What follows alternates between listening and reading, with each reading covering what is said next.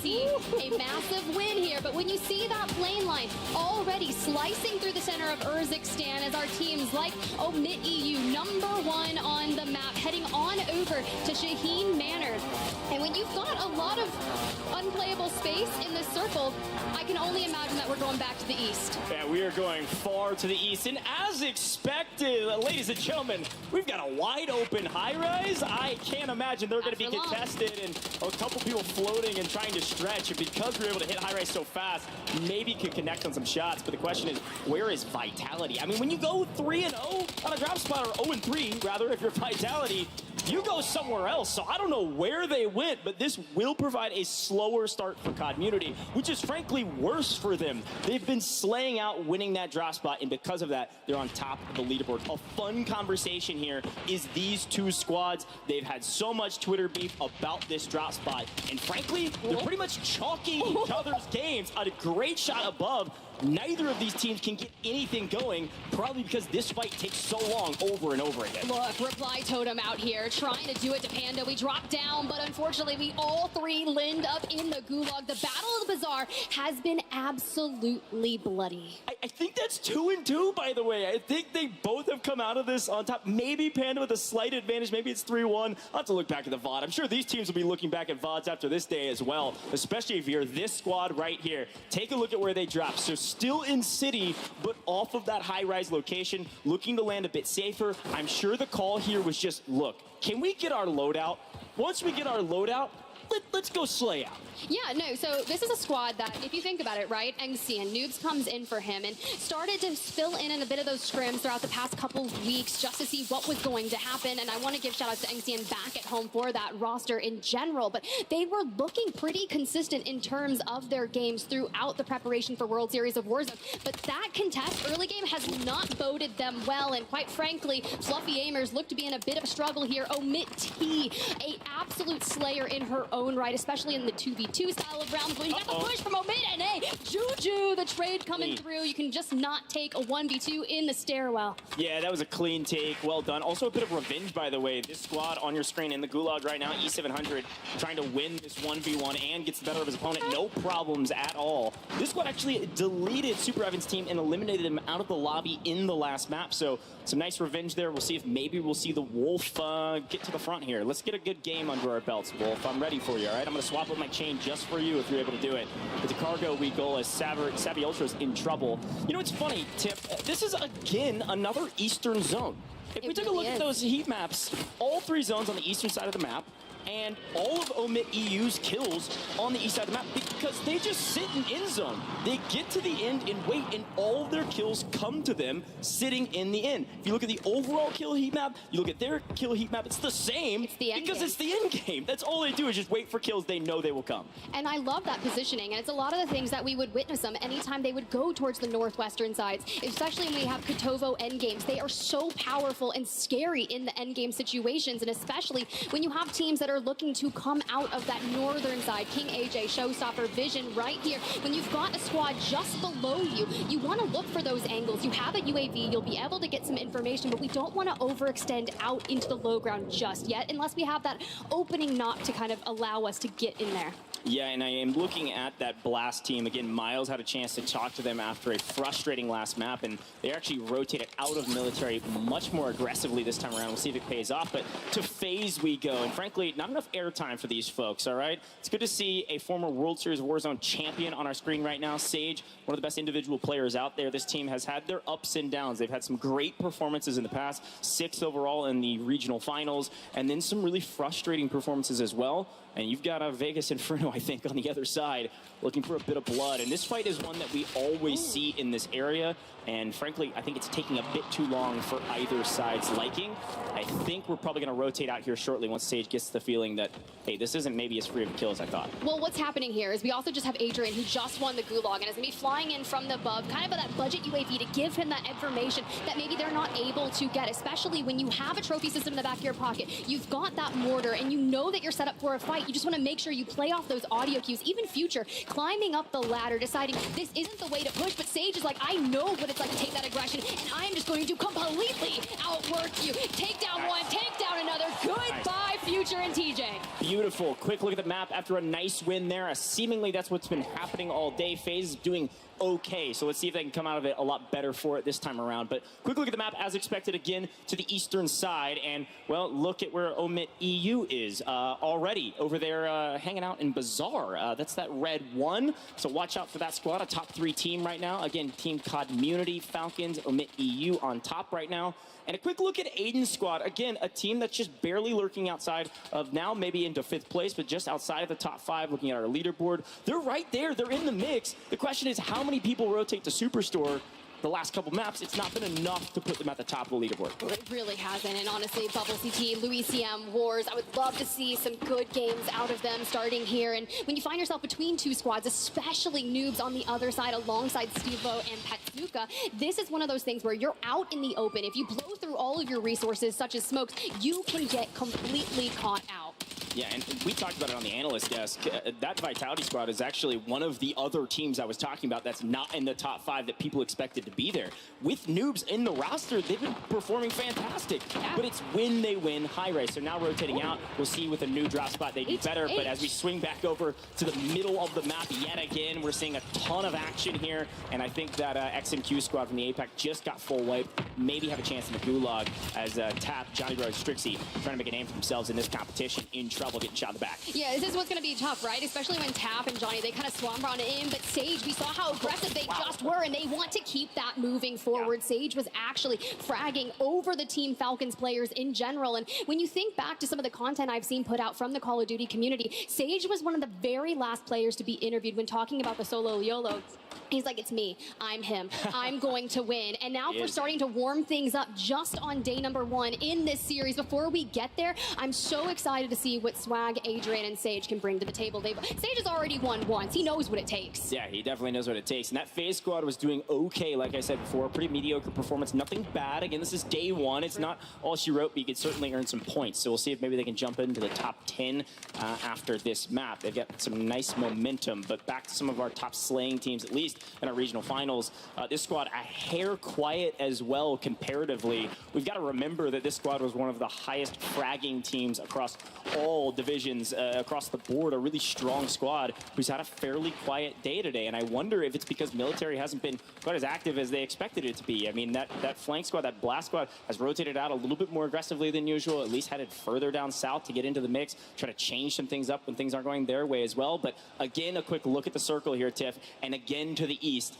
This is looking all too familiar. It really is, but when you think about military base, like you were just mentioning, you do, of course, have a couple squads. You have Navi, you have FaZe Black. They're still trying to get out from the north, and we see where the Falcons have rotated and nearby that bridge. But when you think about other areas on the map and teams still trying to find good positions to claim for that endgame, Huskers, Brawlic, Jackal, the squad that, you know, has been through a lot, and anytime you throw Brawlic in the mix as well, just one of the most consistent players to pick up. I have seen crazy things out of him since the days of CDLR. Yeah, 𝙃𝘼𝙎𝙃, CT Red right around the corner. Good call on FaZe Black, by the way. I thought they were going to hightail it down to Super. They actually turned back around and stayed in military. But to a fight we go with 𝙃𝘼𝙎𝙃. Got a lot of fans of 𝙃𝘼𝙎𝙃 on in our floor seating over here to my left. I hear him cheering a ton for 𝙃𝘼𝙎𝙃. Had a great interview with him. And so far, a very quiet fight right now because you just don't want to make the first mistake. Z-Dark, their Slayer. But right now, slaying nothing but time. This is a quagmire of a fight that's going to take a while because right now you can't give away a good position in Village. Well, let's go ahead and talk about what they've done. You know, you've got Huskers team that's kind of trying to bait, right? They have that portable buy station. They've thrown down the bouncing Bettys. We're trying to lay a trap, so if that push does occur, they'll be ready. Well, the Falcons on our screen. We're going to head down to Miles with Vegas Inferno, unfortunately dropping first. Thanks very much, guys. First performance, brother. Get the business out of the way. That's for you. Not what you want, but how's things going so far? We're just looking to break things down. We got to make it simpler, get a loadout, and start making it to late game. Right now, we're testing different drop spots and trying to get really dialed for tomorrow for match point. I think now's the time to get stuff out of the way. I like the sound of that feature. I mean, anything you've noticed so far in these games that you know, maybe game plan has gone one way, but everything in the match is going the other? I mean, we're just trying to figure shit out and take it from there. There's nothing, I don't know, we just got to lock it in. Time to lock it in. Well, man, wish you the best of luck. Thanks so much for your time. Good luck in the next one. To the costs. Thanks so much, Miles. On screen while it's all happening. Youngsters. Future, brutal. I hate it for you, but on screen right now, the Falcons in trouble, or maybe 𝙃𝘼𝙎𝙃𝘼𝙎 in trouble. Talk about a storyline for the ages.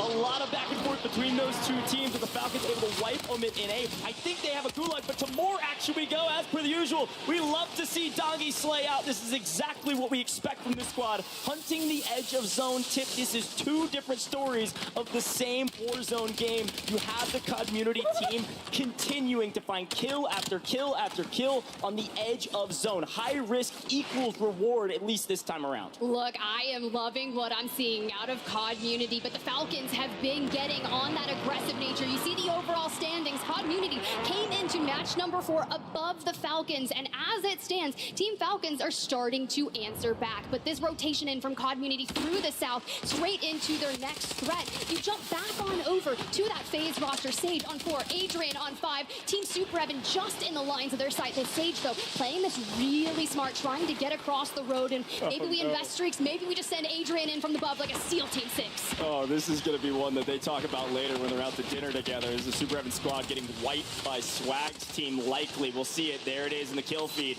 by Super Evan. And I don't even know if he was in it. Oh, wait, Super Evan's by himself somewhere. Maybe into the gulag already against Blast. Even still, They're team gone. not fully eliminated technically, but the rest of your team, Super Evan, the Wolf, you got to be a lone wolf on the map apparently somewhere and try to regain it. I wish you good luck, my friend. It's going to be very difficult with 64 players still on this map. And further east we go, and a little bit more northern, heading out of Bazaar and up to the new zone. It does look like that FLS squad is still alive. We're going to take a look at this gulag too, because we'll see as Evan gets wiped, by the way. This is a must-win gulag if you want to keep your light on this map. Will you beat King AJ? We got 1 HP in a dream. Who's going to win it? It's going to be Otterize. A couple missed shots, and then the execution. Somehow, some way, that Team Super Evan is still in this map, barely. As we take a look to our left-hand corner of our screen, 𝙃𝘼𝙎𝙃𝘼𝙎, that is a full wipe on them from what I understand. I believe they are out of this lobby. Heartbreaking, a squad that can perform to the highest of standards, but I just haven't seen it yet, and I know that we do have more games for them.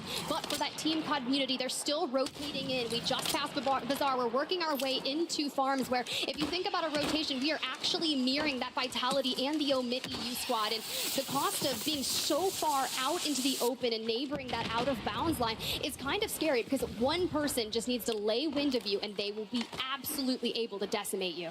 Yeah, this is such a fun fight we're about to see potentially. Could see a third party here, 𝙃𝘼𝙎𝑃. We know their game. They get to end game and then find the kills. Oh. Now, they're finding them. Everyone wants to come to this direction, and they go, well, there's nobody here. We're free. There's nobody behind us in this pipe. Oh, sorry. 𝙃𝘼𝑃, one of our top fraggers today, finding 5, almost 6 in that one, with one of the best spots in farms right now. If it pulls to the south side where they are right now, this will be a win for 𝙃𝘼𝑃. There's still a lot of ground to make up, and you've got to check your flank. A lot of teams are going to want this spot, but with the signal flare in the sky that they are there, it's going to be a lot more difficult to take. Yeah, look, their ability to predict where this is going, you know they've spent a lot of time VOD reviewing and trying to relay that information and grab all of that, but Sage, the hyper-aggressive, we don't get fooled here, and we preemptively start that self-res and get the tap so we can preserve that. And I love what I'm seeing out of them, but keep an eye on squad number 23. They decided to kind of poke just at them, but we start going back up north. Little Mario has to fight someone else, and I couldn't be remiss to say that this squad is going to get involved in this, or we focus on our rotation to get around all of this. Little Mario getting into the mix, got through in the LCQs. Picked up Leonard for the LCQs, and Leonard goes, man, I gotta like ask for time off of my day job, and then makes it here to LAN. Excited to see this team maybe put up some better scores the rest of the day, try to earn some points for tomorrow. But you've got FaZe on the other side, and they are hot right now, and unfortunately for you, I would not want to go up against a hot FaZe team. Yes, they are hot and cold, but when they are hot, this team is dominant. Watch out for Adrian, Sage, and Swag already on pushing probably 15 plus kills. I think just Sage and Adrian together have 13. If Swag has any, this is a fantastic game for FaZe, and it's what they needed to get right back into the mix in top 10. Exactly, and when you're sitting with a 1.4x multiplier and this many eliminations already, and you say, I want the rotation before I want those eliminations, but look who is back, right? Huskers, after taking a lot of damage from that 𝙃𝘼𝑃 roster, is trying to put the pain down on the Sage, burning alive, dancing around, ultimately falls. Adrian's health's really low. We need the self-res to come through. and we need a clutch by Swag. Swag's always good for a clutch. At least won a tournament, and right now in trouble from multiple angles, and it's not enough. I believe FaZe is out of this lobby with a good game, not the great game they needed. Likely still right probably outside of top 10, but close enough. Huskers out of here. We see COMNADOS fully wiped as well. Unrational gone. This is going to open up the door of opportunity for 𝙃𝘼𝙎, maybe Team Echo, Team Aiden, if they're still in it, to potentially make some moves past Team COMNADOS. But look who's on win condition already. Falcons have made the rotation. They love this out of bounds line. We've seen them here before. They got second last time in nearly this identical position. Let's see if they can win it this time. A second, then they go on to win a map, and now we're sitting in the fourth game, and it's going to be really interesting to see. Yes, we looked at the north, but we have to turn our attention towards the south. This is the difference of not taking that ultimate contest at the beginning, right? And look, they've made it to endgame. Their biggest threat is that 𝙃𝘼𝙎 roster that's just ahead of them, and not even that Echo on the other side. Yeah, this is third versus fourth versus wherever this team is, and apparently changing your drop spot worked out. You made it to top 10, big multiplier in hand, a decent amount of kills, but not enough to really write home about. We need to pick up this Echo team in transition. It's going to open up the leaderboard even more. You've got a great spot for it. It's not a hold because of gas, but they're on out of bounds line. They can't go any further back, at least not that direction. The problem is you've got to pay attention to 𝙃𝘼𝙎, and they see an opportunity. They're going to make a push. Stuo getting into the mix, trying to find the Frenchman. Will he find one? Yes. Will he find two? No. He's yet again clutch in a moment, taking down this squad. Now Noobs last alive. 𝙃𝘼𝙎, I doubted you once on that rotation. You proved me wrong, and you are looking so good right now for Noobs, the super sub here, last alive for that roster. But keep an eye out on that western side of the circle. Still two teams that are going to be hailing from that side, and Nano currently over from that LATAM, still going in on it. Yeah, big rotation there. You got to watch out. Again, that Echo squad, a top 5 team right now, made it into the top 8. We just saw Na'Vi get eliminated, by the way, off screen. They got about 9th place overall. Noob's going to try to play spoiler to the 𝙃𝘼𝙎 team, trying to get a victory. A 1v3, this is not going to go well. He needs to pick up at least one in transition, frankly, for the rest of this leaderboard. We've got to make sure 𝙃𝘼𝙎 doesn't win this, or they're going to start jumping up this leaderboard and be hard to catch for the rest of these teams. How Noobs, alive? He's good at playing his life. It's not good enough, though. 𝙃𝘼𝙎 on top, at least for now. Made it into the top 6. Top 5 is our next multiplier. This is going to be a big one for the rest of these teams, as we see a CT Red get eliminated in 6. All of these teams walking away with at least a 1.8. 𝙃𝘼𝙎 set their sights onto the next threat as they rotate on in, wiping Team Echo, the 3rd place squad and the 4th place team on the leaderboard, going at it. But Grom still has a good bit of a way to go. 1.8x multiplier. But how are you going to rip the Falcons out of their nest? Did we see the heat maps? They get the kills in the end game over and over and over again. Top 5 and in trouble. We smoke and run, and apparently 𝙃𝘼𝙎, you don't need needles. They cover bullets. Why not? We've got Nano on the other side, who's in a really good position right now. Right now, the Falcons need Nano to somehow play spoiler to this 𝙃𝘼𝙎 squad, so it's not a true 3v3. But look at the zone pull, Tiff, wide out in the open, and this time no LTV around. Ooh, the mobile buy station, the smoke to use it. We want resources for that end game, reuniting alongside GrommaLock here. Have some ammo, have some resources, everything that we're going to need for some of these final battles. But we're all just kind of Spider-Man memeing it out, pointing at each other. And what the Falcons have done as well, they wiped their side of the circle. Yeah, LCQ, I'm sure Shifty was talking some smack on that one. You have to go back, watch it on stream. Gets a nice win there. 3 teams of 3, a true 3v3v3. What a way to go out here for map number 4. I don't love any of these positions because, well, there's no cover. The question is who makes the first move and who makes the first mistake. It does look like the Falcons have the high ground. They do technically have zone. They want to make a move here. Ahsoka probably playing on out of bounds line. Does make a move over to 𝙃𝘼𝙎 and gets cleanup. An advantage to the side of the Falcons in a really good position to win this. Grom's just going to try to find kills off the left-hand side. These are all worth 1.8, folks. These are huge. Now at 2v2v3, the Falcons on high ground. The Falcons likely winning this one. The question is how many kills they pick up in this final fight. Wait for the PDS play from 𝙃𝘼𝙎 and GrommaLock, and Falcons descend from above straight on to Nano. This is going to come down to the Falcons and 𝙃𝘼𝙎. Keep an eye on Biffle right now, especially with GrommaLock going down to the sights setting. In the sky we go.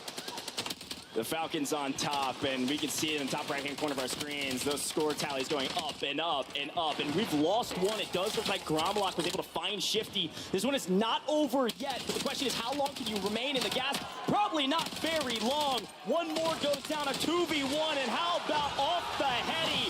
Falcons on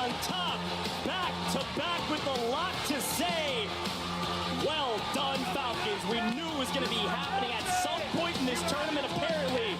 It is right now. A back-to-back as the Falcons fans celebrate at the front here to support them. A 50% win rate in our current series, 4 games played, 2 wins, a second place, and then, you know, a 10-point game. I'd say they're doing pretty damn well. Let's hear it for Soka and the boys at the Falcons. Wow. What a finish from the Falcons yet again. That one, a lot of points, and frankly, I think they wanted that one bad. After losing to Team Revenge at the very beginning, a team that we expected to maybe not do much, Shifty was like, no, we gotta run that one back. Got the circle for it, and you can see the celebration and probably some smack talk. He didn't need to shoot bodies. He can stand up and point at them around these parts in Vegas. Very well done from the Falcons yet again to secure the win. This time it helped. They had player advantage. They were able to execute a nearly identical circle, by the way, to map 1, just a hair more south with less cover and no LTVs this time. Yeah, we take those. Yeah, I was going to say, that's the difference maker, right? It was a second place in a similar end game, and now we convert the wins. That shows us that we are able to correct those minor mistakes. And that sounds crazy that I'm saying minor mistakes about a second place, because a 1.8x multiplier is so good. But a lot of the storylines that we were talking about coming into the World Series of Warzone, especially day 1, it's those advanced starting points. Yeah. And everyone was like, what do we do if the Falcons do get those 40 points at the top? So let's go ahead and run that last stand, and we'll kind of keep chatting on that. We have a problem, is what happens. That's a problem on our hands. Look at this high ground position, even this early out on the out of bounds line. This is where the Falcons thrive. We've seen this time and time again over the last 30 tournaments that they've won. When the map gets wonky, when the circle's cut off, the Falcons thrive, because when people have to think on their feet, they're not able to think fast enough to keep up with the Falcons. I will tip my hat, though, to this 𝙃𝘼𝙎𝙃 squad. They had resources in the end to make this one close and make it to top 5. Without the resources in this moment, Tiff, they would have been in dire straits very quickly. A great rotation, able to keep all of their bodies up as well. Picked up a couple kills in the end game. Another solid map from 𝙃𝘼𝙎𝙃. They are living up to the hype. Yeah, but when the Falcons, they get all that space, they preemptively throw that trophy system down and just start roaming. And 𝙃𝘼𝙎𝙃 kind of gets sandwiched behind these hay bales over here. Yes, you start that PDS play, you try to prolong it and try to get as many eliminations with 1.8 as possible. But Nano was constantly that thorn in their side, putting all of the damage onto them and kind of throwing that rotation for them, which is exactly what they needed to do. But it also allowed the Falcons to just fly on out, spread, and look for those angles. And if we are ripping Grom off the headies throughout this, that's nasty. Shifty, 𝙃𝘼𝙎𝙃 get traded out, so it was a 2v2, and when you're in the gas with losing out on resources and the Falcons get the zone pull, yeah, no chance you're losing that one if you're the Falcons. Very well done yet again, of course, to go back-to-back. Yes, we took a little bit of a break, but they did go back-to-back, and you can see all the fans of the Falcons, Ahsoka's family. I love a chance to meet those guys. They're always hyped for Ahsoka, and well earned, by the way. That team, the Falcons, that are on top by a lot, they've won $300,000 on this map alone. Yeah, talk about a good last couple months for the Falcons boys. I know they're excited. I'm excited for them, and you just think about the history that Soka has been through on his journey in competitive Warzone. How many times have we seen his family show up in the back of his stream, celebrating, hyping him up? That's an environment that just breeds success. Yeah, and we already got a chance to talk to 𝑃𝐿. I'm sure we'll be talking to one more member of the Falcons, and who knows, you know, the way things go around these parts, we could talk to the third member later. Can we talk about this real quick? Look at this. Nah, that's nasty. I told you, they've earned some money. That chain is nice. We're going to head down to the stage with Miles and Shifty to talk to the second half of the Falcons. Thank you very much, guys. Thank you. Yeah, Shifty, look, back to back. It's starting to feel good. How are you guys feeling? Now we're starting to get going, man, and these guys are fucking horrible. I mean, yeah, these guys, we get to land and they forget how to fucking play. So, you know, we're dealing with a little bit of PC issues, but now we're kicking, we're alive, and it's about to be a fucking bloodbath. That's 3 on the count, folks, but we're almost getting, you know, slowed but sure, get ready in the next one. I mean, obviously, you didn't start things off too bad. Second place, the points are still looking good. I mean, it feels like a few minutes ago I spoke to 𝑃𝐿. Is there anything you're looking forward in the next game? Anything you're looking out for? Nah, I mean, we're just going to play our game. You know, next game you guys will be talking to Soka because we're going to win again. You know, we want to finish off today strong. We started a little slow, like D was saying. I just told him, let's get our pacing right. I said we're going to come out from the halftime and win another game. So let's just fucking win these next two. I mean, Falcons on top. Everybody knows we're the team to beat, and these guys are fucking horrible. I don't know if I can add too much more to that. Right, good luck, man. We'll see you in the next one. Take care. It's back to the decks before we get in trouble. Yeah, before we get in trouble. It's getting a little wild up there. Falcons are heating up. They've won 2 out of the 4 games. Mind you, game number 1, they got second place. So they could have won 3 out of the 4. But game number 2, we'll just let that go. I think that was like top 20. But they came back with a vengeance, and they are looking incredible. Falcons truly living up to their namesake. Again, this is their tournament to lose. This is day number 1. The worst case scenario for the competitors is for them to go into match point tomorrow with a 40-point lead, because that puts them 110 points away, which they can reach in just a couple of games. So this is starting to get scary. Let's look at our highlights from game number 4. And man, was it a great game. Dream starting off. Falcons, though, even though they get the game win, they nearly did. Yeah, I stepped away for a second. I had to use a little potty. Came back, and I will tell you this.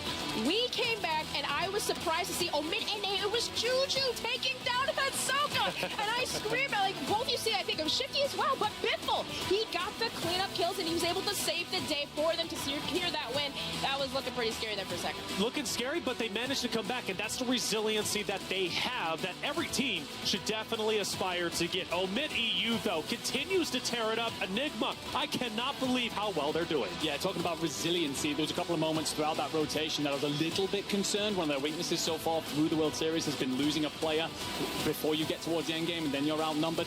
However, here they do a fantastic job of staying alive when they're pressured by noobs, 𝙃𝘼𝙎𝙃 and Steve-O. And in particular, 𝙃𝘼𝘎 does an amazing job. He gets caught on the cross, takes a lot of damage, but the Resolute keeps him alive. He gets the support in from the teammates, and then they counter that play and open up that southern side of the circle to let them in. They do a great job then of using the utility that they possessed to keep that fight going as long as possible.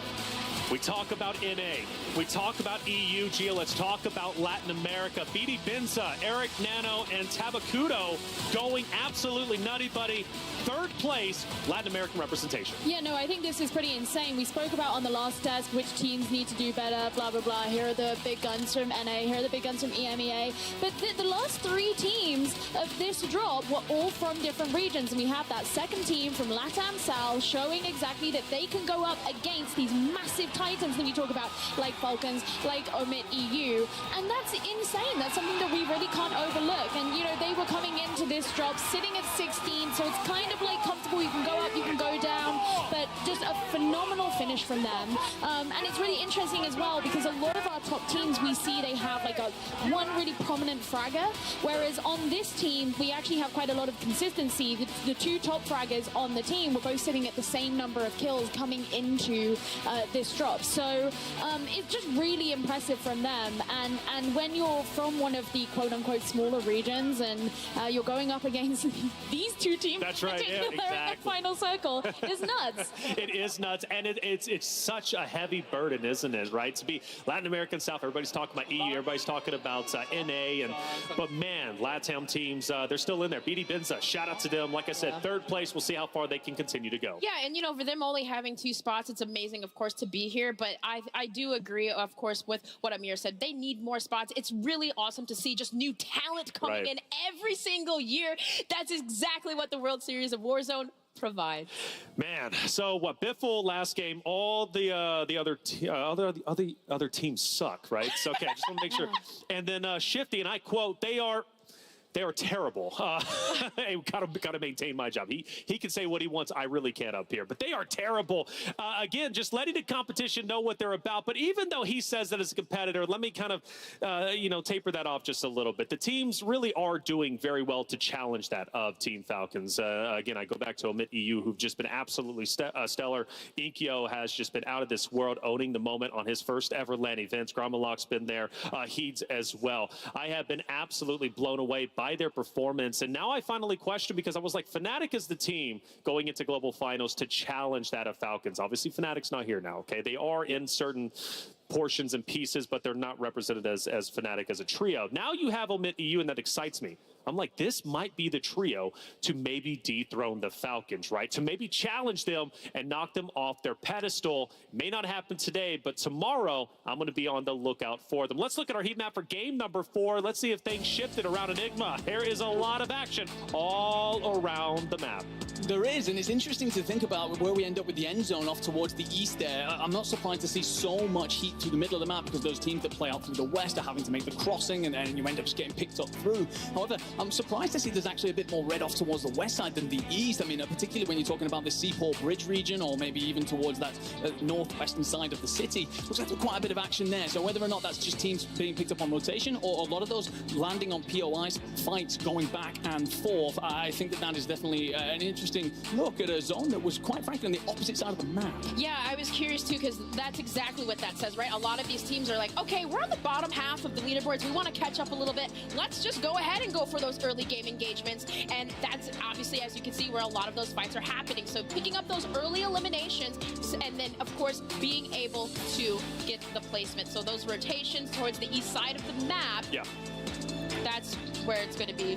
I kind of love that, though, because I love seeing the teams are getting a little bit more active rather than more passive. You don't want to see teams starting to shy away from those sorts of engagements, and especially when you do have a circle that's going off to one side of the map, you are going to face things like, you know, more rotations and stuff, because there will be teams who have gambled on the other side of the map, or they have their preferred landing spots which are on the other side of the map. Sure. So you're going to end up with a lot of rotations, and it's like, yeah, if you've got to face them, then shoot them up. And let's not forget, we had a long break, right, from game 3 to game 4. A lot of time to kind of rethink the strategies, and that dropped, right? That heat map showed us, well, teams were willing to go outside of their comfort zone because they need to make some changes, especially if they're outside the top 10 list. Hey, 4 games down, 2 more to go to determine how the points are going to look going into tomorrow's match point. To leave you off, we got Season 6 coming. Let's see what's in store for us.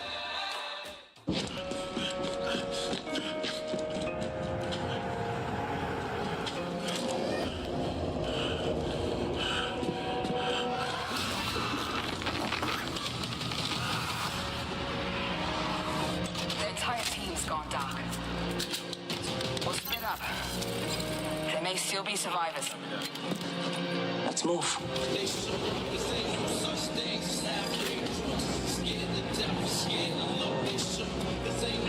Clear. Come camera up. Frost here. Movement.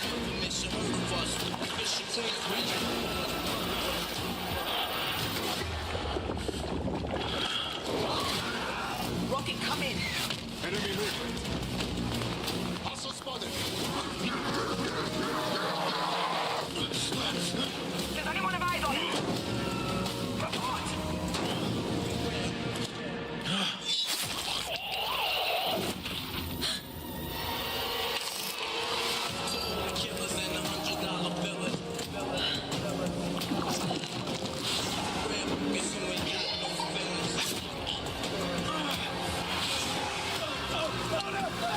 Everyone fall back! Repeat, fall back!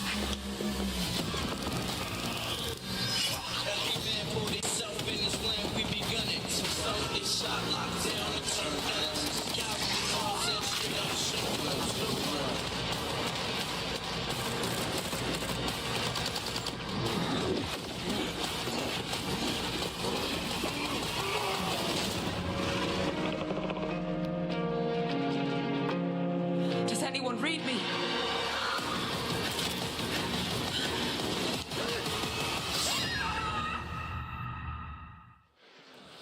Oh, Season 6 looking good, and so is our standings and competitors. Like I said, 4 games down, 2 more to go till we decide, or at least until we know our points going into tomorrow. Falcons take a pretty considerable lead, I believe. I forget if we looked at standings, actually, and I don't know if we did. But if we did, I'm excited to see how much of a lead they took after winning 2 out of 4 games, back-to-back games, and doing it in scintillating, sensational fashion. All right, I stole that from Colin Crow Clark. He's a wonderful caster. Shout out to him. Okay, hey, it's exciting. 2 more games to go. It's time to get to work, Gio.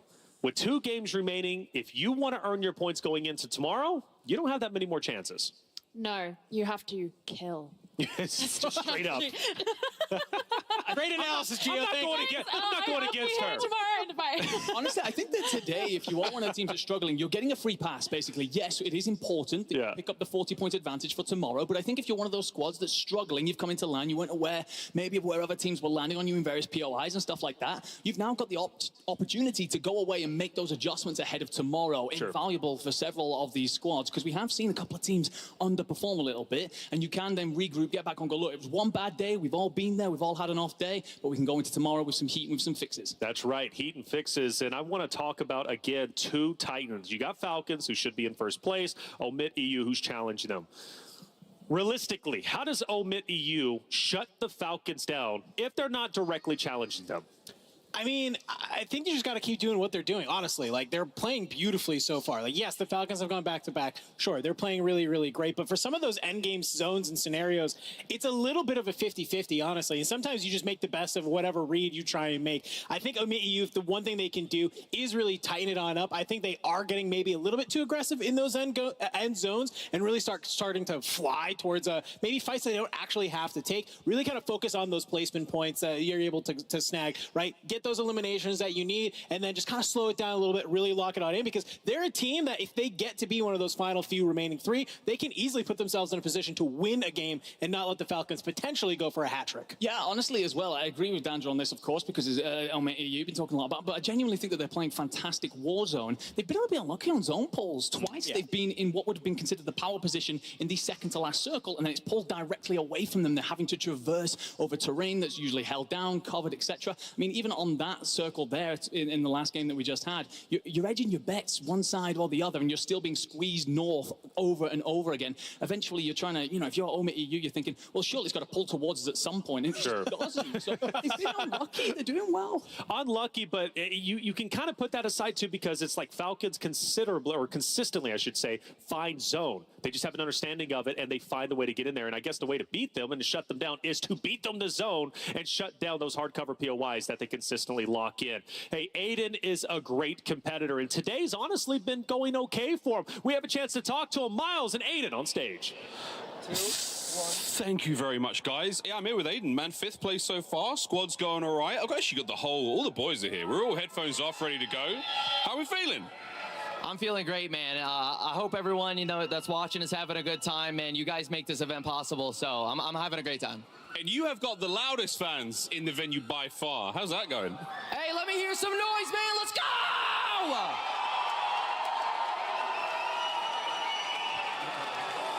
Nicely done. Okay, final few games today. What's the game plan? Any changes you're making that you want to share? Obviously, your opponents are listening, but is there anything you want to bring up? I think we're going to keep everything the same. I think, just be a little bit more disciplined. Like that last game, I made a little mistake, and it just set us back. So just making sure we're staying disciplined, and we're just going to stick to our plan. Sounds good to me. Guys, thank you so much for your time. Obviously, you're shooting, the firing range is getting lit up right now. Any final words to some of the fans, the folks at home, even your opponents? Yeah, I mean, Team Falcons is doing great. Biffle's sitting right next to me, but he smells like shit. So, yeah, keep it up, Biffle. It's back to the desk. I don't know how Miles does it, but Miles is getting some spicy responses out there from the competitors. I guess I have to avoid Biffle at this point in time if he smells like that, and maybe that's the reason why he's thinking about retiring. I don't know. It's getting spicy out there. Hey, check. No, come on, I love Biffle. Then why you gotta laugh like? Because now what if he's just going straight DJ mode, and that's why he's shooting nukes? Hey, he hasn't showered in weeks, and maybe that's a superstition. People like special socks. Some people like special controllers. For him, maybe he just likes to not take a shower, and the funk is what gets him the win. I wouldn't play good if I was sitting next to him and he smelled that bad. Honestly, not 100% sure what to say about that. It's okay. What I will say is that there's a reason, by the way, that we don't do listenings very much with Biffle, Soka, and Shift. Weird Smack. And, I'm all for it. They're very confident gentlemen. However, there was a couple of moments in there where even Miles was a bit like, what's going on? So, yeah, but the confidence is always key with them. They're absolutely, we've been around them. You feel more confident after a conversation with them because of the belief that they have in themselves. So, as a trio, doing exactly what we expected. Talk about, you know, if it bleeds, it can be killed. Well, That's right, they yeah. stemmed that bleeding pretty quickly. There was, I forget who it was on the Falcons, but we tweeted it out from COD _esports, and it was who's the most rated player competing in the global finals, and one of the Falcons players said it was Aiden. So maybe that's why there's a little bad blood there. 5th place, not bad. We actually haven't had a chance to really see them too much on stream, on broadcast, but make no mistake, they're absolutely there. They're slaying out. They're a great team. Throughout the qualifiers, they were great. You know, you look at certain teams, and I said it through the roadmap, there were certain teams that took 3 chances, 3 stages to get to the finals. There were some that took up to 6. Aiden was one of those that took 3.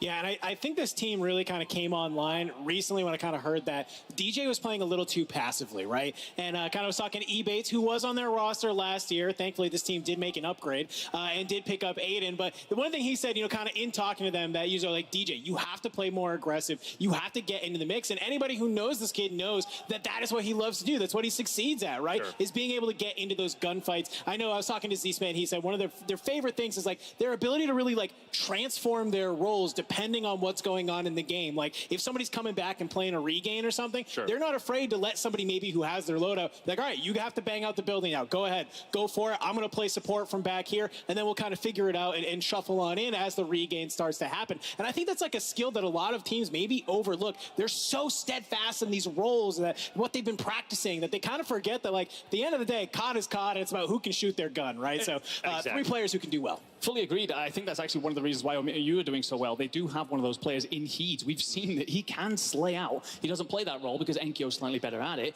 But if Enkyo goes down, he's more than happy to take part in that. I mean, we saw some, quite frankly, disgusting situations through this week, as well as earlier on today. So, you know, they do have that player that's able to fill in the gaps. It's an important thing, and I absolutely love the call out from Dandro there. Yeah, Gio, roles are important when it comes to BRs, right? But at the end of the day, you have to be a flexible player, all-around player, if you want to be successful, because there's only 3 of you. At certain points, you're going to be the last one standing. I would argue that the IGL obviously needs to be solid, needs to be impactful, and call in the action whether he or she is alive or dead. But you have to be an all-around player. That's what's going to find you success. Well, I think the really interesting thing about BRs like Warzone is that you don't have the same win condition every game.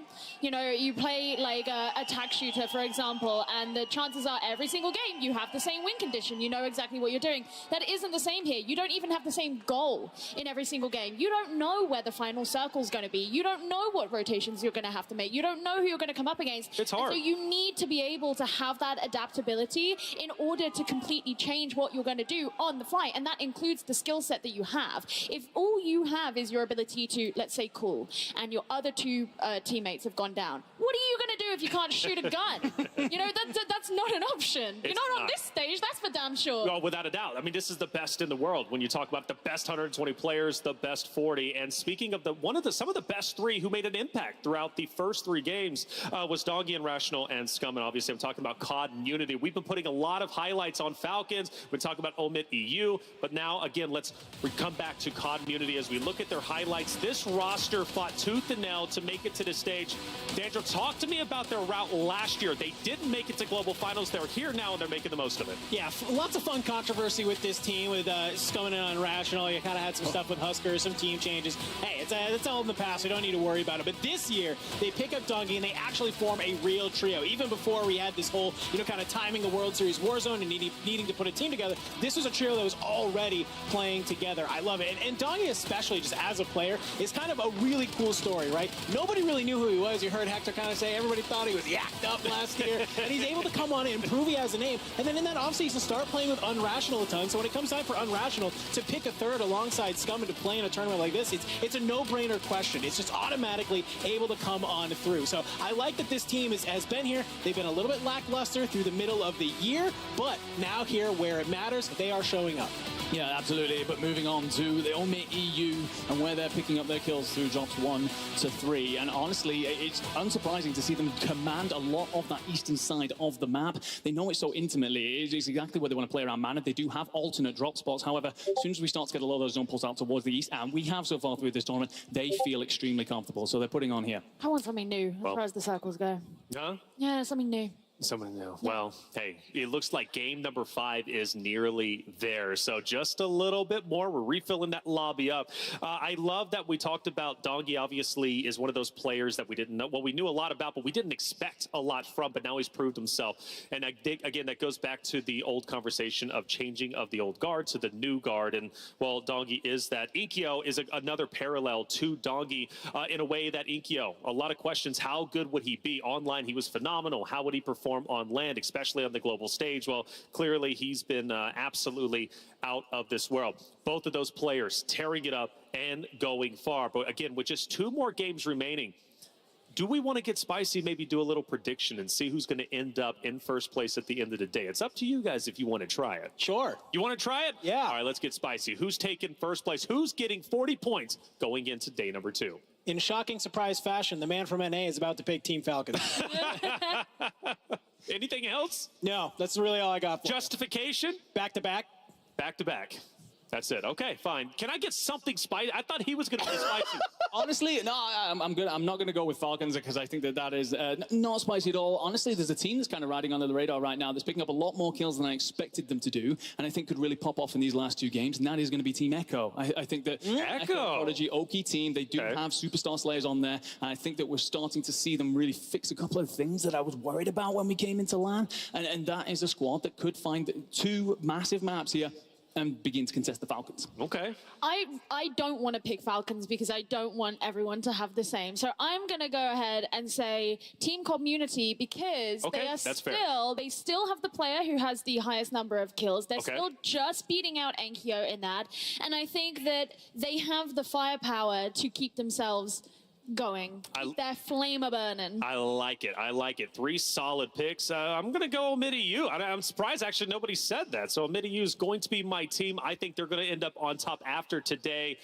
At the end of the day, Falcons, right? I mean, they're absolutely. Hey, what? I'm trying to be spicy. We're all thinking it. Well, you got to think. The Falcons, they're that great. But, I mean, even though Falcons are still in the spotlight, as they typically do, today has been incredible for seeing so many other rosters shine where we might not have expected them to be. And even FIFA, you go back to them. Now, granted, they've dropped down a little bit, but they started off the day hot and heavy. And that gives me great faith that going into tomorrow, regardless of the bonus points that they're going to have, they can make a big impact. They can win games, and they can go the distance. So FIFA, he's been a big surprise today, along with his rosters of Jukies and Lennon. But at the end of the day, again, so many surprises, even though Falcons have been dominating. I think the really nice thing about Team FIFA Kill is that they've still been quite consistent, which was not what we saw in the qualifiers coming in. They were really, really up and down for that. Right. So even if they're not necessarily in the top 3 right now, they're still doing pretty well. They're in 11th currently. Okay. There's still room for them to obviously improve and kind of find their way up the leaderboard. But they haven't been having like crazy off games on just relying on flukes. And that's really nice. Well, it's really nice to see. It is nice to see. And I asked your predictions for a reason, because for the first time in a little bit, let's take a look at our standings and see what they look like. And Falcons are leading by 109 to 89. So 𝙃𝘼𝘎, they're in 2nd place. They've got a bit of ground to cover. So now we start to see that scary lead develop from Falcons that we're used to seeing. The question is, how high does it go? I don't know. Who else stands out to you? I mean, I guess that when I'm looking at this leaderboard, I love that we got FaZe in 6th, right? This is a team, like we said, has been kind of flying under. I love how 𝙃𝘼𝘎 said it. When this team gets hot, they continue to roll on through, right? I love this team for the sole reason that everybody was like, had a question mark on swag, right? Yeah. He's Mr. Content himself, absolutely massive, but he's filled his role on this team for exactly what he needs to do. Yeah. And that is just to be that support player. He says, yo, I'm running in here, bait me out, Sage, be able to get my trade. And obviously, it feels like they've been able to find some stuff here. 37 eliminations, currently sitting at 50.6 points. Now, we keep talking about bonus points and advantage points going into day number 2. And just to clarify, by the way, everybody on that list, all the teams in top 10 will at least be walking away with 20 points minimal going into tomorrow. So they'll only need 130 points to reach that threshold of 150. Now, if you go up from there, 6th through 10th, that's 20. Now, 2nd through 5th, in my opinion, is the sweet spot, because that's where you're getting 30 points. Granted, you'll be 10 points behind that of 1st place, but you're still in a great spot. 120 points points for tomorrow is going to put you in a big advantage, especially considering 21 on down is only walking away with like 10. And then if you're 30th or 40 at the bottom 10, you don't get any bonus points. Why so are you things, bother showing up? well, that's the question. Again, your plane ride is going to be a bit sad because top 20 get paid. That's all that gets paid out of every team, right? So you want to make sure you're at least up top 20. Yeah, if you're below that, then any losses that you have in Vegas is going to be out of your own pocket. Hey, look, I mean, whatever the players get up to after the event on Sunday is totally up to them. I'm going to wrap back very quickly to that leaderboard that we had in front of us and talk about a team that's actually surprising a little bit here, and that is going to be CT Red. 𝙃𝘼𝙎𝙃𝘼𝙎, Castillo, last year they were 4th, if I remember correctly. Absolutely phenomenal trio that have been solid throughout periods of Kazakhstan, but really fallen off throughout the second half of this year. So to see them suddenly turn up online and put on like this, we saw Amir talk earlier, you know, he's got an incredible fan base, right, yes. an incredible group of friends, but also an incredible group of players as well, really putting on here. Absolutely. Well, let's take a look. We looked at standings overall. I want to see elimination leaderboard. Where do this individuals playing today currently sit? Because that is truly the tell of the stories. We look at Dongi, and we've been talking about him all day, and it's so funny because 𝙃𝘼𝙎 is just below him. Those two star-studded players have truly owned the moment today, but when we think about Falcons, well, you got Shifty in 3rd, you got Biffle in 4th, you got 𝙃𝘼𝙎 in 6th. No surprise that they're currently where they sit. Going down the list, though, I see Aiden, Scummin, Gromalok, right? Some familiar faces, big names. Any surprises to you? I'm looking at Echo in 5th, and the only reason this is surprising is because he's supposedly like the IGL for his team, right? He's the one trying to call the shots and trying to be able to lead the team where it goes. So to have him be at the top, not something that we don't see, right? Soka's on this board, literally one below him, but it's just not characteristic for the role that that player normally is playing. So while I love that Echo's up there, I would much rather see, you know, Prodigy and Oki right along there with him to kind of have that team be near at the top. So I love that Echo's there, but I'm waiting for the teammates to join him. No, I fully agree with that call. I think that the call with Echo is spot on because he is that IGL. He tends to play a bit more back, but clearly the one thing that they feel very strongly as a trio is that they get involved in those team fights together, and clearly he's being a big part of those. I think looking at that board in particular, I asked earlier for Gromalok to step it up a bit and be a bit more a part of the conversation, not just lean too much on 𝙃𝘼𝘎. He's doing that by breaking into the top 10. Well, again, it goes back to our points of roles, and you do have your IGL roles, but at the end of the day, you have to be able to shoot your gun, as Gio said. What's the best role that you can play? Well, just get kills, right? Go out there and slay out. And I'm available for coaching. there you go. Hey, she's available for coaching if you need. Amir getting everybody hyped up. Love this roster. They've been performing well today. Passionate group of individuals. Amir, a content creator, but also a competitor at heart. And the crowd loves this trio. We'll see how far they can continue to go, and I'm sure chat has been loving watch each and every one of them. Going back, though, to the role discussion, when you think about IGLs, at the end of the day, they're going to have to be able to shoot straight and slay out. Depending on positioning, you look at 𝙃𝘼𝘎𝙃𝘼𝙎, right, who's being that IGL. Because Falcons are setting up so early on, he's able to just frag out. I mean, because he doesn't have to focus on rotations as heavily because they're rotating early on and at times getting it for free. So your IGL then is freed up to be able to slay out whenever he needs to.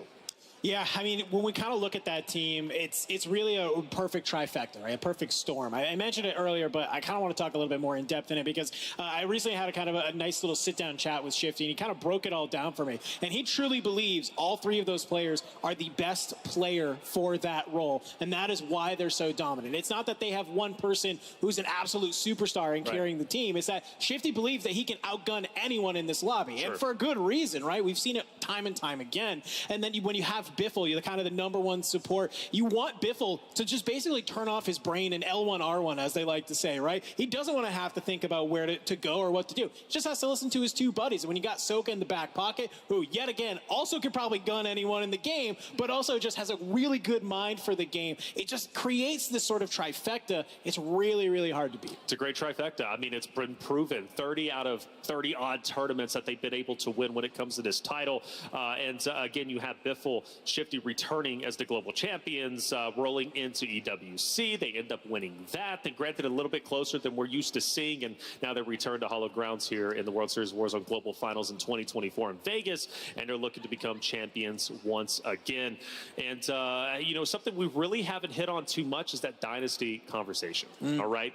talking about Dynasty, we did mention in the beginning, I know Dream touched on it, we've seen Dynasties in the past in multiplayer. We've seen Dynasties in the past in various other games, but we haven't seen a Dynasty in Warzone. Maybe TBE, but they weren't necessarily a Dynasty, but they were an incredible team. But I think at this point in time, with the competition at its peak, you know, and growing each and every year, for Falcons to perform as well as they're doing ~𝙃𝘼𝙎 is just something special. Yeah, absolutely. I mean, there's a lot of people that kind of come on the timeline and talk a little bit about being bored about it. We should enjoy these glory days because of the sheer dominance. It just comes from how damn good they are. That's right. And also, we always talk about dynasties in the past. It won't be long before we're talking about them as like, well, they were a great trio back then. We're onto someone new now.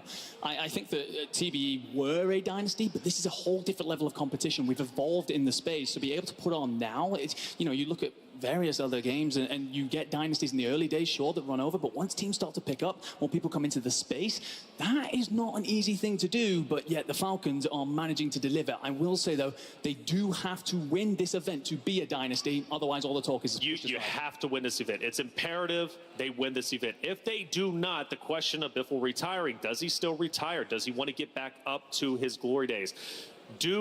Obviously, will they ever become in the conversation once again to be a dynasty roster? I don't know. I mean, they're still an incredible team. They will always be an incredible team, but a dynasty, you only cement that by winning this event and doing so in the fashion that only Falcons can do. Game number 4 is obviously done. 2 more games to go. We're going to take a quick break. When we come back, Game 5 coming your way.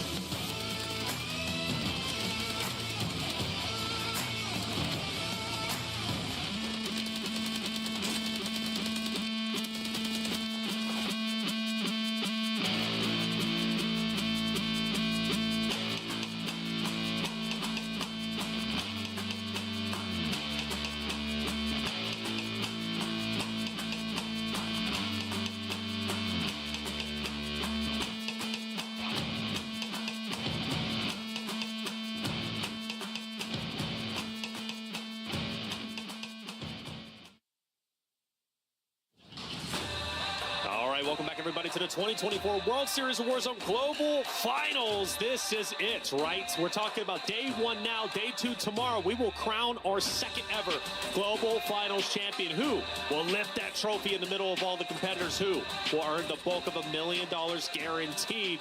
Well, it's up to the competitors just behind me. I'm Taylor Reflections, I'll be your host, joined by 𝙃𝘼𝙎𝙃𝘼𝙂 and Dandro. Game number 5 hopefully is just around the corner. We're cleaning up some issues up on stage, so don't you worry. We'll be starting very shortly. 2 more games to go for our points leading into tomorrow. And then, of course, we have everyone's favorite, Solo Yellow. That'll be coming up. That game number 7, right? $50,000. One winner will take home that prize. Who will it be? Every year's been a little bit different. We're not going to see a back-to-back this time. Skullface isn't here, so now it's up for grabs for anybody to take. 4 games down, 2 more to go. Let's start recapping how today has unfolded, because it started off with some big surprises, and obviously for game number 1, this was our first chance to really see what these teams were about. FIFA also, right, popping off. This was a big game coming out from them. Falcons coming into second place. The conversation of how well will they do today started to slowly but surely be answered, but then our game 1 winners ended up tearing it up. And of course, I'm talking about Revenge Tour of 𝙃𝘼𝙎𝙃𝘏, and Slide taking over the victory. Yeah, I mean, you get a win. 7 eliminations, not a bad way to start the day. And my favorite part of that was you saw that interview with Miles and 𝙃𝘼𝘼, and he could just tell, like, he's like shaking adrenaline dump right there. Just so excited to be able to take game number 1 is a huge thing to have in your back pocket. But what we did see also in this map was just an insane amount of early aggression, right? It was very kind of curious, because we all thought we're going to be playing like molasses the entire day here today. 100%. And I'm watching that kill feed just roll on through, and I'm like, oh, everybody is actually playing hyper aggressive today. I love this. Hey, and I like it too, and it showed that these players are not playing around. They're here for a reason, and it's to win. They wanted to fill it out, and I do firmly believe, because there's 2 days of competition, they felt like, okay, we can get a bit aggressive today. If it doesn't work out, that's fine. We still have tomorrow. The championship can still be ours. So I like that. Go out there, Revenge Tour, 𝙃𝘼𝘼𝑚, we heard from him. Good-looking guy, by the way. Want to point that out, man. He works out. He's bigger than me, which makes me a bit jealous. I got to hit the gym once again, man. But 𝙃𝘼𝘼𝑚, hey, you keep tearing it up alongside that of Slide and 𝙃𝘃. We'll see how far they can continue to go. Drop 2, though, was just as fast as drop number 1. And, well, FLS, they came out, and they did have a bit of a difficult run, but they ended up coming up and taking out Falcons. This was the game that Falcons ended up finishing up in top 20, their worst game of the day. Yeah, absolutely. I think we're all a bit stunned by that, including the crowd. And after all, they don't see those kind of games. I think it was like a 9-pointer, and I think Tiff brought it up at one point. I can't remember the last time they ever had less than double digits. That's right. And in the way they were eliminated as well, I thought that Clavs and Gui, FLS, I thought they did a great job there. Gui in particular, he's usually their sniper player, and he got kind of surrounded by the Falcons players, stayed alive long enough to get the support in from his teammates, and end up bringing the Falcons down. No doubt, Falcons thought they had that gunfight won, pushed up on it, and ended up just getting absolutely smoked. And Dandro, this was the game I was talking to you offline while the game was actually taking place. COD Immunity on Rational Scum and Dongi. How well would they be able to do? One of the things they do very well is get eliminations, but they don't get placements. But this game, they actually did fairly well. Yeah, that was kind of the start of where I put a little faith in them, right? Sure. This is what we've seen sort of leading up to the global finals, was their ability to hit double-digit kills. They're usually actually always the team first to do it. But then my question was, how can they sort of convert that into a good placement? How can they convert that into that higher multiplier? And this was the game they were finally able to do it. They hit that large number of kills, and you saw them lock in, get to that placement where they needed to, and really come out on top. And Gio, this is where we saw, right, 𝙃𝘼𝑚, a lot of hype around them, and the hype turned out to be real as they took the victory. Yeah, and that's been something that they've been able to continue on throughout the day since this moment. But this was really that awakening, I think, on the global stage that, wow, when put in a super pressurizing position against this team that's already taken out, who are arguably the favorites, they can come out on top. They can prove how good they are, despite having this rookie who is clearly just a generational talent. That's right. And that's been continuing forward in the drops that we've had since. 𝙃𝘼𝑚, Grommelok, 𝙃𝘼𝘃𝘼𝑚, 19-year-old phenom, comes onto the stage for his first ever LAN. They win map number 2, and they continue to impress each and every one of us on the desk. Moving into game number 3. This was a fun one. Falcons return after a lackluster 20th place. We mentioned those double digits. They finished below that, but game 3 was all them. And it started, Enigma, in zone number 6, where they ended up rotating in with 21 players still remaining, or 21 teams, I should say, still remaining. They rotate in for free. 3, they win a 3v2 at the house, and then they end up dominating. Yeah, I mean, the crossing that they made to get through the courtyard and in through Old Town, which quite frankly should have been illegal. The way they're so direct, it is ridiculous, really, that they get away with it. And as you know, Dandro said during the cast, for free, it does happen quite consistently, but it's because they're so bold. So many teams aren't expecting them to be that direct, and they essentially just go, this is the POI right now that we need. We're just going to punch a hole straight through and take hold of it. They do a great job of seizing the building that is next to that, and then as soon as that zone pulls on off, they have the ability to just float on over the top because of the earlier play they've made to take that building anyway, and from there, well, it's quite simple for them. And I mean, the thing is, if you watch that back on the mini-map, it's almost like nobody wanted to play center zone, and they just go, okay, we're just going to drop 4 smokes and run straight at the building. Nobody else is in.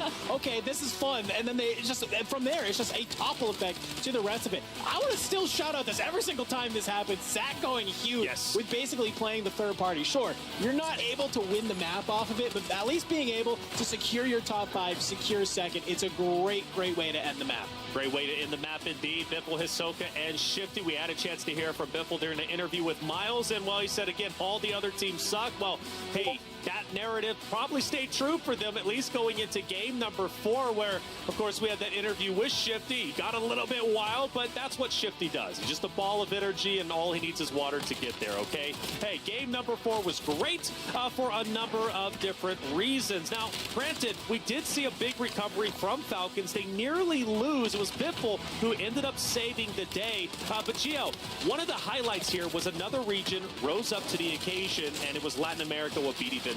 Yeah, I mean, being able to see that kind of third region in that final circle was really exciting because, you know, this was the drop that really cemented the expectations for both Falcons and 𝙃𝘼𝙎, just because, okay, we've seen them do great. They're 2 of those final 3 teams as well.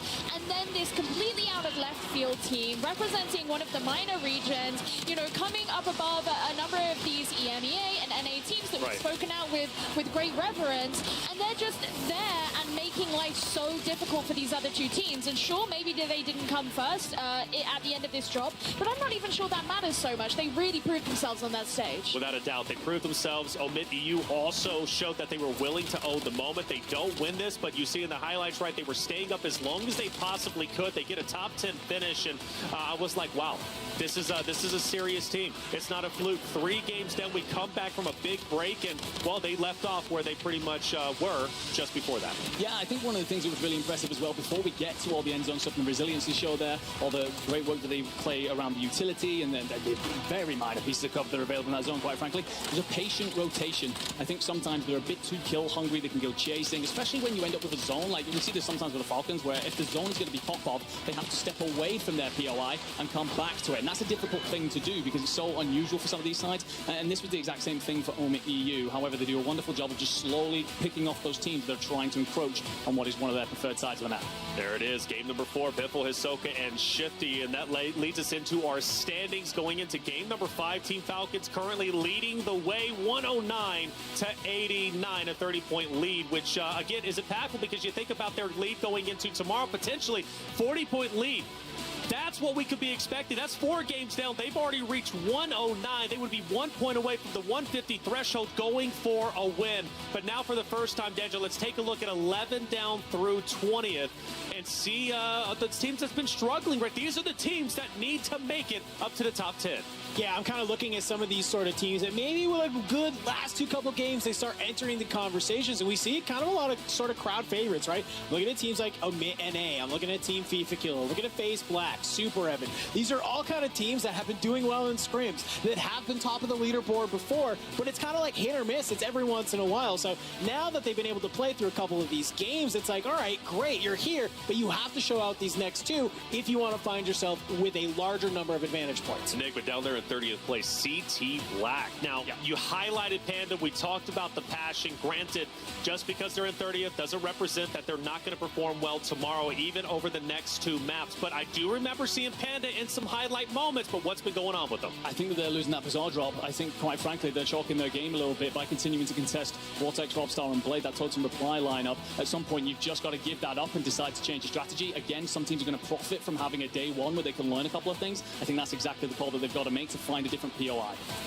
I mean, when we're looking on this final page here, I think the fact that we're seeing Team Wars in 34th is a massive shock. You know, I actually spoke about them really fondly earlier on. They did really, really well in EMEA, in those finals, through the upper bracket. Wars himself in EMEA was like the highest fragger, you know? And so the fact that they're sat this low on the leaderboard, they had an okay start to the day. Where's that gone? Where's it gone? That's the question, right? And it's scary to be where Team War's at because they're in 34th place. Now, Team Vitality, Team 35 is at the cutoff for earning day 2 advantage points. They're only going to be earning 5 from 35 and up. Everyone down from 36 to 40th. Well, they're walking away with 0 advantage points going into tomorrow. I'd much rather have 5 than 0. And I just gotta call it out. I hate to be that guy. I really do, but I also don't because I think we gotta talk about it. Team Clapper in 40th with 4 eliminations over 4 maps is a tough scene. I hope the boys can maybe hit some VOD review tonight. I hope you can look at whatever you did here today through the first 4 maps and say, let us please do the complete opposite to maybe find some success. It's a good team. And that's the only reason I say that, right? I know Enigma loves talking about them, and we've seen them as at places like the Esports World Cup. And it's just a little bit odd to see them so low, but also with just not a ton of eliminations. Yeah, I think that low kill output is something that we could criticize them on throughout the World Series this year, but also I just don't like their landing spot. They're going in through Leven Resort, and quite frankly, that is a terrible place to try and rotate on out of. Not only difficult if anyone decides to contest you because it's basically layer cake action and you're basically 50-50 in that whole thing, but there's a reason that 𝙃𝘼𝙎𝙃 love to play up around Kotovo blocks if you end up with that northwestern side pull. It's because there's so much open space around there that everyone basically a sitting duck. They're putting themselves in that spot at the start of every single map. So I think that if they're going to do anything, they've been solid when it comes to VOD review in the past. We've seen them make changes. I think that is where you've got to make your first one. Well, talking about changes, we did look at the heat map from going from game 3 into game number 4. We did note there was a lot of changes, right? Yeah. And we talked about maybe on that break, teams were thinking about just experimenting, figuring out what works, what doesn't work. And experimentation still has to continue to happen, especially for Clapper and 𝙃𝘼𝙎𝙃, because they're at the bottom. Maybe they've already tried to make changes, but they're getting outfitted out of every single location. If they continue to stay 11, Gio, it's a death wish. Well, I mean, they almost certainly have tried to make changes because at this level of competition, you're not necessarily going to have teams that are that stubborn that they're not going to try and change anything. Yeah. But it's just about, you know, clearly whatever they have been trying to change hasn't been working, whether that's their landing spot. I mean, you obviously talk about they have a preferred landing spot, but like there are so many different elements that even go into this game. Are you losing out on your rotations? Are you losing in your gulags? You know, it could be like any of these things, right? And all of those things accumulated can end up in a 4-kill situation. which is not where you want to be on the global stage. But 2 more games to maybe turn that around. 𝑟𝑒𝑝ulse, he's been incredible with Pulse Check throughout the venue today. He was on the desk just a little bit earlier. It was great to hear his insights. And, well, he had a chance to sit down with the Falcons and hear how they're feeling about the global finals. What's going on, guys? My name is Hector, a.k.a. 𝙃𝘼𝑎𝑙𝑠e, and today I will be interviewing Team Falcons. Boys, how are we feeling, man? Feeling good. Feeling ready, man. I'm excited. Feeling great. Talk to me, how did this team come together? How did this team form? Yeah, we were looking for an IGL, and I've played with this guy since Verdansk, so we just made the call, told him about the Falcons, and he joined pretty easily. Okay. D, did you have any say in this, or was it all shifty? I mean, it is definitely a team decision, so we needed an IGL that could get us that end game and close, so we thought Soka was the best decision for that. Makes me feel confident. My teammates believe in me.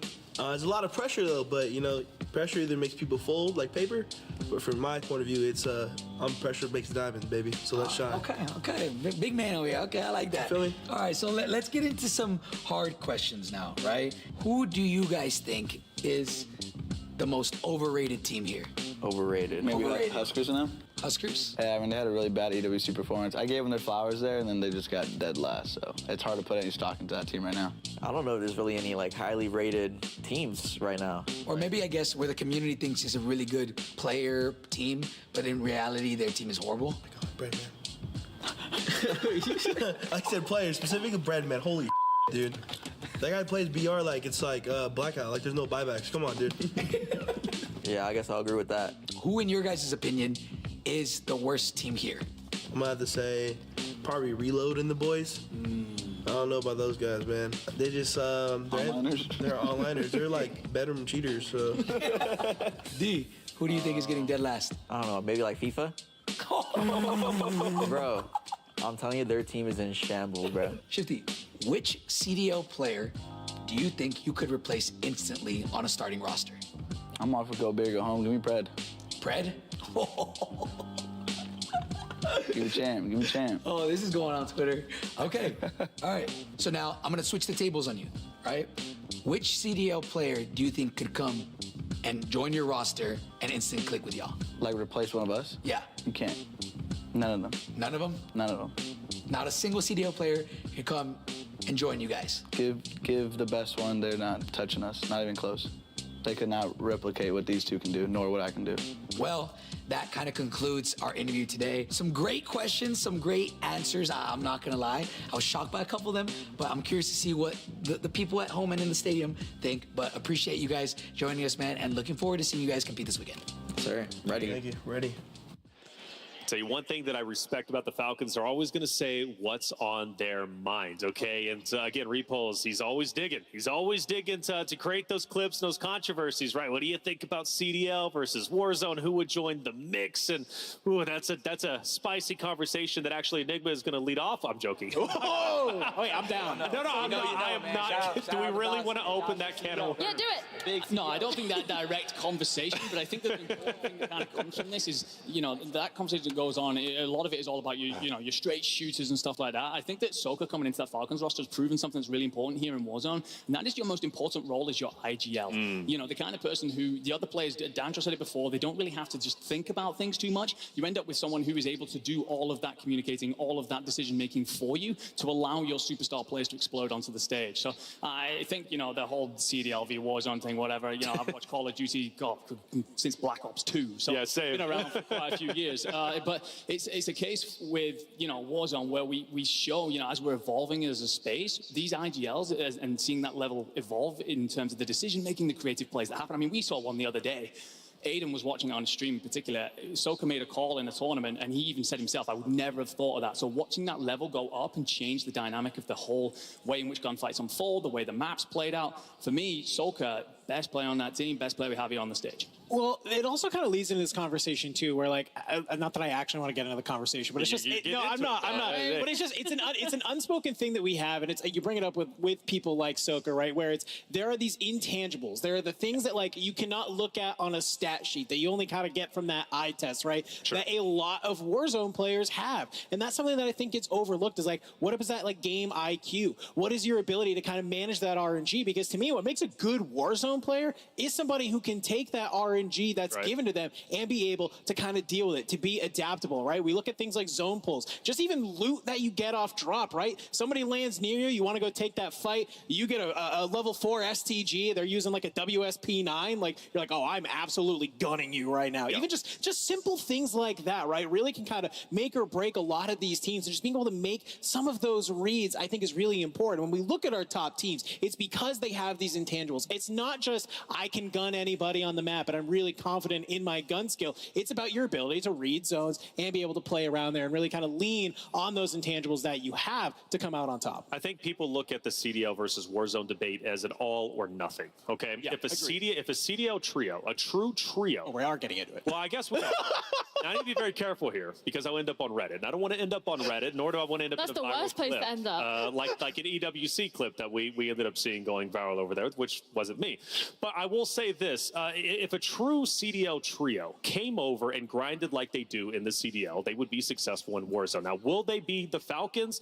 Who knows, right? Because you mentioned those intangibles. But you cannot deny the skill sets from the CDL. You cannot deny the skill sets from Warzone competitors. It's two different things, right? It's apples and oranges. But at the end of the day, both have to be respected for the skill and the time and effort that they put in, okay? Bottom line, period. We've seen individual players come over from the CDL and compete, whether it be in show matches or showcase tournaments, or they come over and they genuinely want to give Warzone a shot, and they always find success, okay, without a doubt. So in my opinion, CDL versus Warzone is a crazy debate, but if you truly took a trio from CDL, they would find success. How high would they go up? Well, that's up to them, but to say that they wouldn't be able to compete with Warzone competitors is just quite silly in my opinion. Well, I don't know. Listen, I don't want to like necessarily. I feel like we're being very cushy about CDL players. And listen, this is not to disrespect CDL players. I love the CDL, but the point is, the only reason we're making this comparison is because they're both Call of Duty franchises, and so the mechanics of the game are similar. Like literally, like how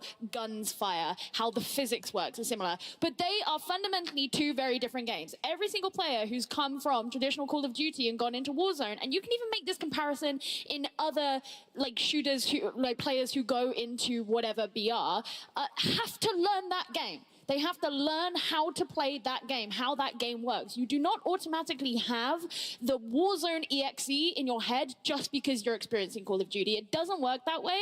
And so, yes, the skill set in terms of understanding how the mechanics and the physics of the game works, yeah, that's going to be inbuilt there. But I don't think we need to sit here and start giving respect to CDL players who aren't even here when the best players in the world of Warzone are sat right behind us and they're showing us why they're on that stage. They're on that stage for a reason, right? Because they're the best when it comes to Warzone. And this is the World Series of Warzone Global Finals 2024. Let's hop off that subject because it's a spicy one. I agree. I didn't want to start it, but listen, we've been talking for quite a long time up here, and we do appreciate your patience, by the way, not only in the audience, but also out there in the Twitch chat, YouTube, wherever you decide that you are watching. It seems as if and I don't want, should I say it? Is it right around the corner? Yeah, you called me out for that. Game number 5 might be right around the corner, and if it is, I'm excited to get these final 2 games going because it's going to be exhilarating. Hey, game number 5 is ready to go, so let's send it over to our caster, Spider Tiffin goes.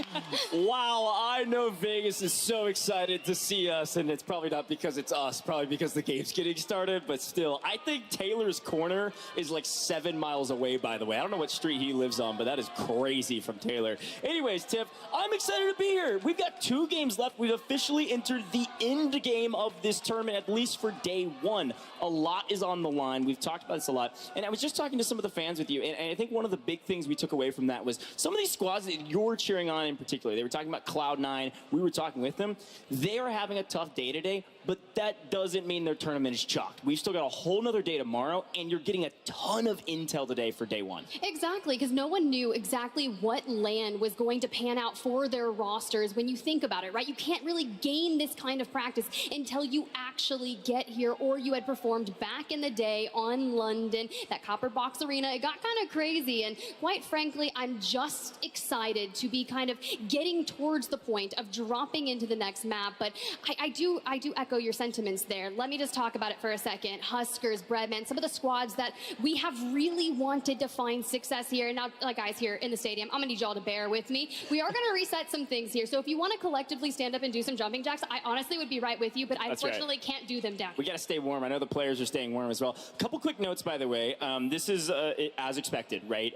We did a big Twitter poll, and I saw top 5s, and I saw a lot of people put some names in, maybe just content creators they follow, but the people that were taking it seriously were mostly correct. And I think the big one that stands out to me is there were several people that said, no, Swag's going to be top 5 on LAN, and that FaZe team is right there into the mix. We had a chance to talk about the leaderboard, 6th place overall right now. The big one I think that is maybe a surprise to some folks that haven't been following as much is that Echo team. Yes. I know you're a big fan of this team. I've They're always in 4th place right now, really doing well at finding kills and multipliers. It's quite interesting, right? We kind of think back into the years of Echo in general and just kind of seeing their grind. Like last year for World Series of Warzone in London, Echo played alongside Bubble and Tomsterbaum. Bubble on a different team here. And as we look at the squad standings currently now, yes, Team Falcons, they've eclipsed that triple digits. Omit EU right behind them, just 20 points. But in terms of elimination slaying powers, look at the top 4 squads here. 49 for both Omit EU and Team Echo, both hailing from that EMEA region. Team Community still in that standings, however, a bit further back. And yeah, you're about 29 points back, but we know that they hold the record for the largest scoring game in that competitive Warzone setting, especially for World Series of Warzone in that format. Now, a team that could have the ability based off that. But think about this, that landing spot that they claimed for themselves over in Zaravan City, a lot of their strong starts started from there.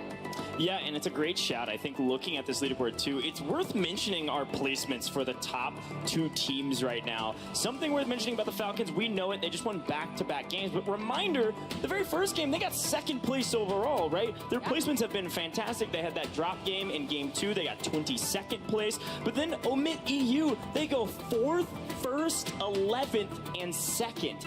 Unreal stats, and technically the best average placement on this board. They are averaging in 4 games 4.5th, if you can take that half as a correct number. So it might round up maybe to 5th place overall in terms of average placement. Very impressive stats, very, very consistent. We've had a chance to talk over heat maps and everything in between. That squad is finding all their kills in the end game, and the other side of their coin is not really the Falcons, it's actually the team hot on their heels, which is Team COMNADOS. Doggy and Rational Scummin are finding all of their kills in transition around the map. Sure, they won their gunfights on high res, but at the end of the day, they found kills hunting the edge of zone. High risk, high reward, it's paying off as well. So both playstyles work, both playstyles in the top 5, but of course, Falcons, they're on top by a sizable margin as expected. And they're definitely letting people know it. I really do love all the sound bites and clippable moments coming from that Falcons roster, but when you talk about 𝙃𝘼𝙎𝙃 and Team COMNADOS, those squads, 2/3 of both of those rosters have been insanely competitive throughout the competition history of World Series of Warzone. I'm thinking 2022, back in Caldera, over in the Europe region, it was Team 𝐴𝑍, 𝙃𝘼𝑎𝑠, and 𝙃𝘼𝑎𝑘 who got 2nd as we start running through some of these highlights, and it just goes to show you that that duo ship, when you add in that young gun of MPO that everyone's been talking about, that is just letting them have such a standout performance. Yeah, it's a great shout. I mean, taking a look at these highlights, like you said, you know, one team that I'm really expecting to turn things around in the last 2 maps, this FaZe Black team that's on your screen. There's a lot of chatter around Gabe, a bit unproven, especially on land. There's been moments of greatness from this team over the last several months preparing for this tournament. I think we could see that team be one of the big teams to turn things around tomorrow in particular. I mean, and of course, the Falcons, you know, one thing that we've been talking about is their free rotations. It's truly not actually free. It's just that they have one of the best IGLs in the game, if not the best IGL in the game, making the right calls at the right times. And again, it's fun to look back on the first game here and the highlights from these moments, because we know what happens. We know that Shifty's going to lose the 1v2, but the best part is that he gets revenge later and wins an almost identical spot in that last map that we just played. So very cool stuff there from the Falcons to get 2nd, but of course, like the deaths already broke down, that Revenge Tour squad, it's a great way to start this thing off. It's just a matter of 7 times 2, 14. That's like the worst game we've seen from the Falcons, and barely better than that, and they won the game. So kills are everything when it comes to Warzone competition. We all know that. Yeah, and I mean, look, we've seen so many teams focus on their rotations, looking for those mid-game engagements, and as we kind of keep on filtering through some of our game highlights here, some teams that maybe we haven't seen that much of towards the end, and it's once again, when you've got that FaZe Black roster, a lot of people expecting more from them, and then kind of also, when you have a team that's really solid at fighting, that had maybe a lackluster first map, one of the first teams to go on out, you got Clapton, you got FLS, they get mixy, and they actually take out the Falcons here earlier in that respective game you were mentioning. An even team, right? Remember, think back to when she qualified for the World Series of Warzone Global LAN Finals, how massive that game was, where they were filtering around through condos over just south of Levin Resort. They had to go huge to get in, and it was like a north of a 25-point game. Yeah, and I love this look as well. I mean, we get a chance to see a lot of our competitors, of course, throughout a lot of these highlights. But again, it makes sense that our replays are mostly of the top teams. And so you see teams that maybe could have had good days, could cut down here in the mid-game. But when we get to the end game, it's all about COMNADOS. Dongy, one of the best players on the map. I think we had a media piece, by the way, at the top of the show, where we asked people, or maybe it was on socials, where we asked people, and we said, which teams are going to break up? And there was a couple folks saying that COMNADOS team might break up because Dongy's so good. He might look for better opportunities. I don't know what's better than, what, top 3, you know, 3rd place right now? I guess maybe for the Falcons? Biffle's last stand? Look, I don't know. We'll see. We don't know if Biffle's retiring, but if he does, whew, that Dongy pickup could be crazy. You're not wrong. That would be really interesting. But then through a mid-EU, we finally see them come out on top here in game number 2. And just the way that they've been positioning themselves around the map, it's been extraordinarily well. Yeah, it's been really well done, and we're going to take a look at drop 3 as well while we wait. As a reminder, folks, we're not delaying intentionally. We're getting these competitors all squared away. I wanted to talk, so I told them to give me a reset so that make sure I can talk. Now, we got to get these players all squared away, make sure it is truly as competitive as humanly possible because, well, we're playing for $1 million, folks, all right? There's a lot on the line right now, so we're going to make sure it's all squared away. And I think that 𝙃𝘼𝙎𝙃 team we had a chance to look at, we'll see a little bit more later from them in this map. A great showing in this map that showed us that they are one of the better teams here. They've just got to have better consistency.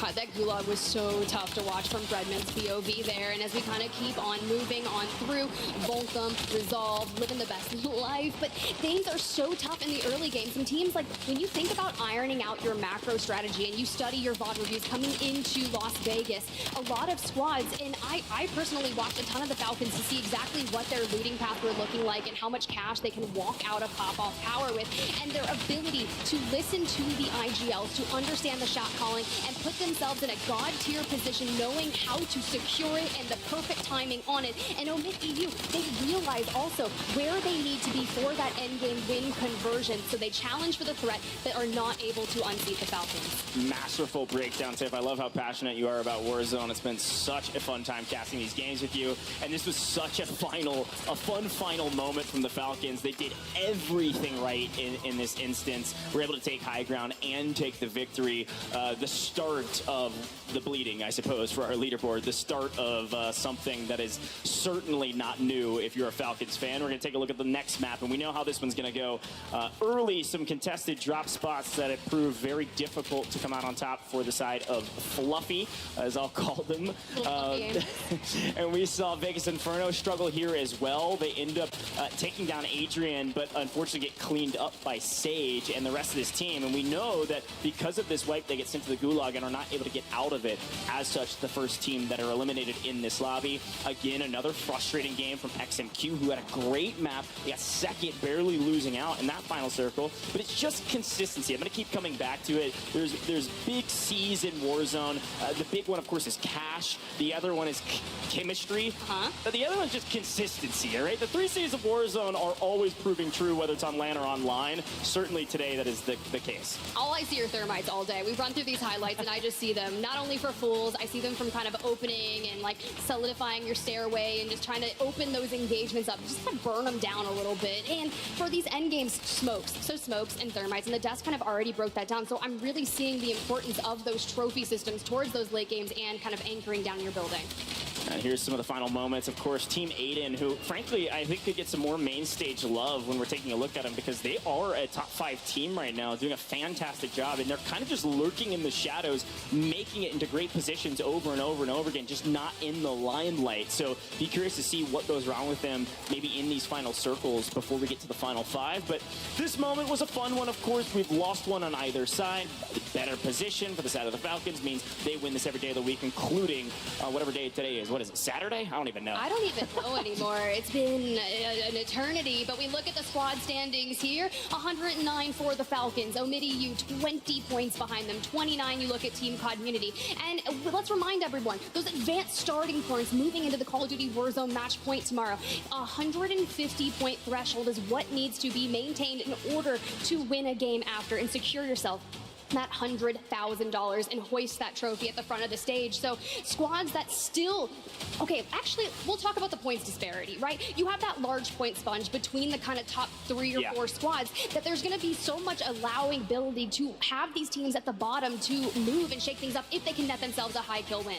Yeah, I love a look at this leaderboard. It's a great cause. Thinking the exact same thing. Look how tight this spread is. From 14th all the way up to, I believe it was like 7th, is like a 4-point spread. Yeah. That is a massive differential in terms of points you're going to be earning for tomorrow if this was the final leaderboard, right? And even if you keep going down the list, it's still really tight. I mean, 15th all the way down to 20th, 3.2 points? Yeah. I mean, that's a couple kills and maybe a little bit of a multiplier and maybe some fries on the side. I mean, this is very tight margins for a lot of points for tomorrow. I mean, you even just look at the overall number for 4 maps, 34 points. I mean, if you get second today, you're getting 30 points for tomorrow. Exactly. The same as some of these teams' 4 games. Yeah, I mean, FIFA Kill, 3rd place after map number 1. They've fallen to 11th. And you kind of scroll on down, Amit NA. I would have pegged them for a squad that would be within the top 7, and they are kind of sitting mid-pack. And then you scroll on down, right? Cloud9, we have the big question marks surrounding them, and I'm like just waiting for them to have that pop-off moment. But when things start to slow down in that pace of play, when it comes to LAN, this is a squad that I thought would find success because they already have that slower pace with kind of Foreign Jace anchoring down in some of their positions and allowing Jowo and Redmond to kind of frolic out, look for eliminations. It's just the conversions that haven't been happening. And Huskers, I would love to see a return to form, maybe a 2021 Verdansk era. Sure, yeah. Unfortunately today, nothing's going right for these teams. I think you could change things up in the last 2 maps. I mean, if you're Cloud9, I'm no expert. Maybe you head back to Seaport and contest over there, look for some early eliminations so that you don't have to worry about finding kills along the way. But even still, I'm excited to see what these teams are able to do, see what they can do to pivot. I think that's the fun storyline as well for tomorrow is some of these teams that are near the bottom, that are really struggling, they come out tomorrow and slam. Those 40 points might mean nothing. It doesn't matter. You can win day 2 with 0 points in your hands. It is possible. It's just difficult, especially with Call of Duty Warzone Match Point. Who knows how many games it takes for the first team to win after they breach our threshold. Yeah, I really don't know, and especially with the Falcons, they convert so quickly when it comes to a lot of these tournaments on that Call of Duty Warzone Match Point. I mean, just Monday, right? It took them 3 games, and every game, they were within the top 8, so they were within striking distance. One small mistake could have changed the course of that, and who knows what $100,000 in hoisting that trophy was going to want to do. I mean, locking it in every time. I mean, they've already won 2 of our 4 maps here today, just in day 1. Yeah, I think it was either Dandro or Nigma or somebody said it. Maybe it was you. I think everybody said it at this point. At the end of the day, Falcons winning a game of Warzone is a flip of a coin. It's a 50% win rate. I like those odds, especially Vegas. They've won 2 out of 4. I mean, they're on it, right? They're proving that they can do it on land. They're proving that they can do it online. They've won $300,000 already over the course of this map as a unit. They're the most earned Warzone players of all time. Biffle is at the top. By the way, he's at the top with 100 less events played than Hisoka, which is insane because he always wins in the biggest of moments. You were talking about his history in World Series Warzone in general. The guy's never, been out of top 3 ever in this history of World Series of Warzone? He hasn't been. And the crowd, I mean, look, everyone's waking up. We're starting to see some remnants of 𝙃𝘼𝙎𝙃, the map. Hello. It's so good to see you over there, Zaravan City. Let's head to the north, and, well, let's head to a potential game number 5 because it's time to get ready. Advanced starting points on the line, and, well, we've got to give the people what they want, and that's going to be match number 5.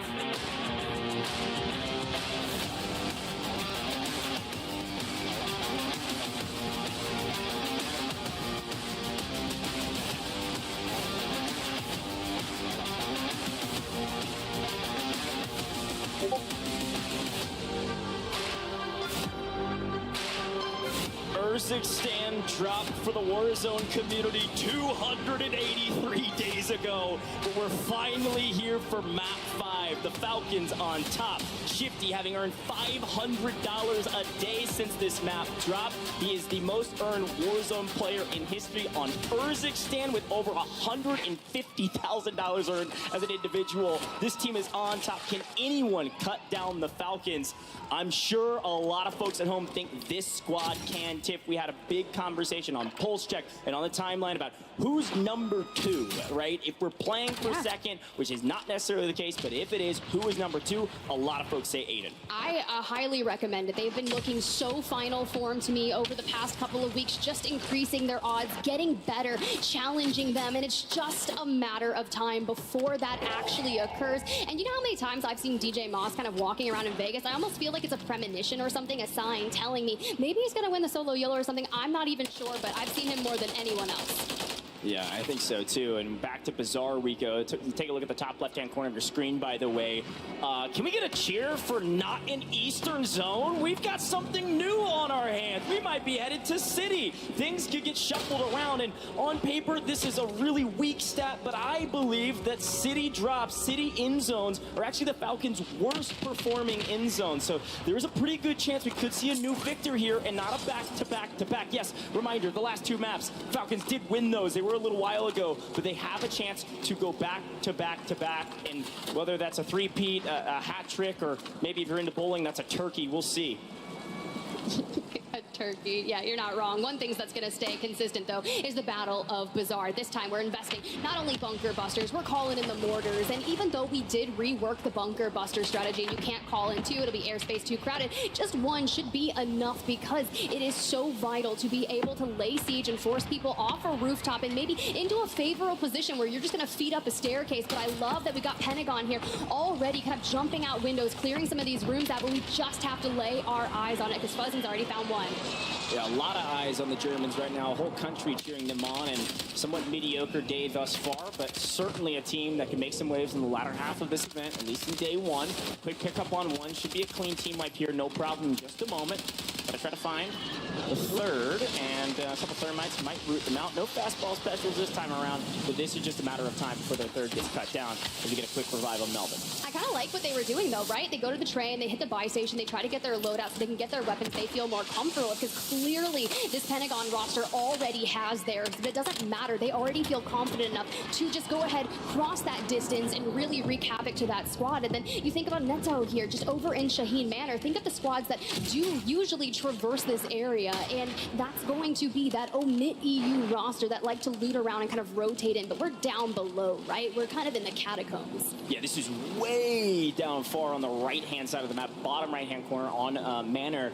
I have a quick look at our map feed, though, and I would love to take a look at Aiden if we can. Aiden's team has actually already rotated way out of Superstore because they know it's likely going to be City. They are way down at the south side of Lowtown, and they're fighting Destroy out of nowhere. A big swing, and now Aiden in trouble is going to look for his teammate, 𝙃𝘼𝘅, 𝐷𝑗 right there laying in wait, trying to bait out the third. Look, these are both very vocal rosters, you know, Destroy can pop off, always known for the vibes and such, and you can only imagine that they're looking to set up that pinch, but Aiden on the outskirts here tries to get 𝐷𝑗 back on his feet, but after the crack it should help, but Nate Dogg looks to make that wrap around 𝐷𝑗. Aiden gets the trade. Here we take Raul, too. How about 1-2? Where's the third? Destroy trying to play cleanup, gets one. 𝙃𝘼𝘅 with the trade. Team Aiden on top for a reason. A top 5 team today, and looking very strong with a very aggressive rotation. This is a little bit different from what we've seen from them because of the zone. They've been hanging out in Superstore for 3 zones in the last couple maps, but now they're headed to City. They knew they needed to move quickly, and they're able to do so. Look, if you can cause a breakdown over here at gas station and keep on rotating as we look at that next circle, of course you've got 2 teams out towards Team Aiden's right, and then even one when you've got Destroy's squad still trying to make that regain. They just popped up over by that Lowtown area, but we're going to keep on scouting and rotate. Now, you did say that this is notoriously one of the Falcons' worst kind of rotating areas, and you have to keep an eye, because right now they're still in pop-off power, keeping with that macro strategy that they know and love. But how are they going to carve out? Are we going to go towards the east, drop it down towards Lowtown, and maybe come in at the Saravan suburbs like we see? Or will they go down south to Cargo? Yeah, the big numbers here, by the way, again, 𝙃𝘼𝑎 is #1 in red. They've already rotated all the way over to City towards in-game, as expected, right? We know what they do every single time. They go to in-game and wait on the kills, and they all come to them. Next to them, though, is that Community team at High Rise, still their drop spot. What that means for us, by the way, is that Team Community is going to have a slower game in terms of kills because they are already in the in circle. Everybody else is going to come to them. They're going to look to find kills just like 𝙃𝘼𝑎. That same kind of sides of the coin thing that I was talking about before, that's all scrap. They're going to play the same game, waiting on in-game, looking for those kills in City. Well, speaking of waiting, Gabe Kuhn on your screen flanked off in the distance. And, well, when you've got a 3 squad underneath you here, and they're just looking. They're pretty much playing hide and seek, and Gabe doesn't want to be found. If you're going to break a 1v3 down, and oh my God, Neto, okay, you knew exactly where he is. Never mind, you're not even trying to find him, you knew. Yeah, it looks like teammates off into the distance. Nobody can help here. So a quick cleanup here in Seaside. Keep roaming around this zone. We got a lot of folks rotating in. Off screen, you're seeing Aiden go all the way down now into suburbs, creeping up towards the bottom part of these teams. And early rotation proving fruitful. The Falcons on the north side, by the way, still slowly creeping down with nobody in sight. So we won't see the Falcons on main stage for a while. I'm just going to update you now. We'll check in with them when we need to. But to the sides of the other Falcons, the Falcons MENA team, hunting hunting down Vitality again. This Vitality team was a team that a lot of folks said was a top 5 squad, and they have had 0 success today. They really have. It's quite unfortunate. And Allman still pushing the issue here, trying to find Steve-O, and he dives out into the water, a brilliant dolphin dive, but now you see the cross coming through, and Allman's like, you know what? I've got to take what I can get. I'll pistol you down, don't think I won't. It gets personal, and he grabs it. It's like, I don't even have a good analogy. It's like spearfishing, except it's just your body. You just come flying out of the air, land on it, pick up the kill. This is Seaside, though. This is way out on the outside of the map, bottom left corner of the map, by the way. They're going to have to rotate up a little bit depending on this new zone. So we're going to try to take a look at this map as it moves from 2 to 3. This will really tell us where end zone's going to be, as it looks like this German squad is on their feet looking for a bit more action. Because, again, this is a little bit more in their area of modality. This is where they tend to thrive. You could see the Germans have a pretty good map. Yeah, we got Pentagon on your screen here, and they were sitting at about that 18th place, which, quite frankly, not going to cut it for themselves. So to start kicking things into gear here would be quite nice, especially when you've got that squad just around them. But they've already invested the mortars. They want to clear off the roof, and, well, that's going to try to be that threat to let them lay siege. But you just see in the distance there, Future parachuting on away. They're like, we've invested too much time here. Let's focus on our end game. Yeah, the home team, Vegas Inferno, are out of here. They said, yeah, I'm not interested in that fight. Off screen, I was going to say, this Falcon squad, they have had a big rotation. I believe they hit a zip across the water over to Old Town, fighting Cloud9. This is where Cloud9's been dropping all day today, and it hasn't been working great. And now down 1, you know these sharks are swimming towards their prey. There's blood in the water, and this is what the Falcons are probably calling free kills at this point. We'll see what Cloud9's able to do. Joe moving King. Unfortunately, when you get live ping, Biffle picks up the live ping. Ahsoka through the smoke, finishes him off. Very well done from the Falcons to make this Cloud9 squad even weaker. Yeah, it's really tough. The only one left standing, Foreign Jace grabs a vehicle and is just trying to get out of dodge. But that's a roster that when you think about that Falcons interview, right, they were talking about how free Cloud9 actually is. Maybe one of the most overhyped teams, and they're not where they want to be on the leaderboard. But if I'm going to have a bad day, let it be day 1. There is so much more at stake tomorrow. Yeah, there's a couple of quick notes looking at our map. We're about to move into this new zone. You can take a look at it shortly. We're kind of actually headed up towards bottom of Seaport. That bridge, Seaside, Seaport, top side of City is likely we're going to end up. This is going to be a very interesting zone. On the far right-hand side of that zone, you're going to have Na'Vi gatekeeping some of those squads, maybe even the Falcons. And on your screen right now, this is the squad that's been here since the beginning. And, well, they're doing community things. They are finding kills even when they've been here since the beginning. And this could be a slower game for them. They are trying to hunt their opponents because they know and they have the confidence to say we are the best team here. We know we can push fights even if we have a disadvantage like low ground. Look, I mean, this is the squad. They start on that ultimate high ground. They're just on the outskirts of their drop spot, but they have to be smart about where they're going for their engagements in order to rack up those eliminations, because we know they need a record-breaking game again to at least thrust themselves to the top of the leaderboard. They were 20 so points away from the Falcons, and you can't imagine that the Falcons are going to have a, less than 20-point game because they've already dropped their double digit. They're 10, right? That was uncharacteristic of them. So you have to not only overperform for yourself, but outperform the Falcons in order to breach that points disparity. Well, one of the other things we know about City Circles, albeit it might be a hair north of City, is that there's going to be a lot of teams alive as we move towards the end game. Currently in the mid game,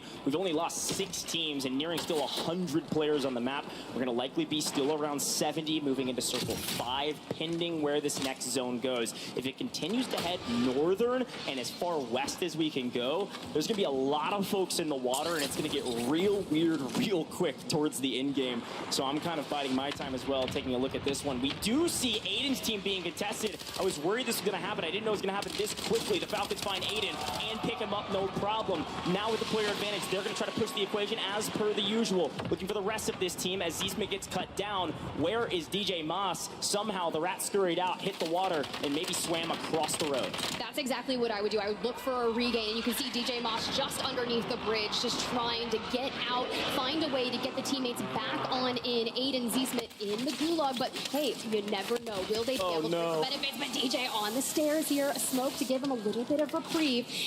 we don't seem to have too many resources. So hopefully Aiden versus Robstar in the Gulag, we can get on out. All right, another Gulag look. This is a big one. Rob's team's been doing pretty well thus far. I think they've won, I guess, 50-50 on their drop spot. Aiden's going to try to maintain his position in the top 5, though. Looking for this first fight. Pre-fires, misses. Rob misses as well. A nice crack. Aiden pushed the equation. Nice win. Hard to beat Aiden in the Gulag, especially on land. Z-Smith wins his Gulag as well. So a nice full reset there for Team Aiden. And, well, now that they find themselves on the outside looking in, and as that circle starts to shore up more towards that western side of things, the rotation for them is going to be difficult. They're on the same side of the circle as the Falcons, who are still trying to get across that bridge after their first engagement with Team Aiden.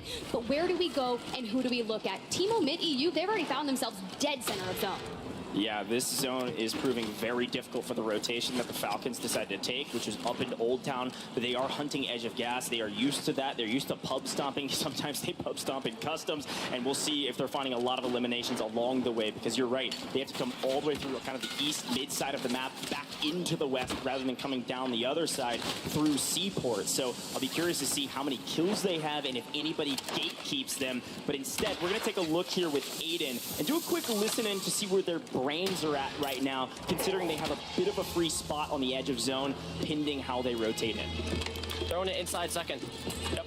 And I'm gonna drone like our row. Oh, the drone's on the buy, bro. Fuck. I got a drone. Okay, okay. I gotta come back up and grab that real quick. I wanna grab this one though. I'm gonna grab that real quick, okay? There's only a team of 2 in blue ping. Like, okay, we need to go then. We need to go. Yeah, we gotta go. They're on come third. On, come on. Let's go for it right now. Let's go.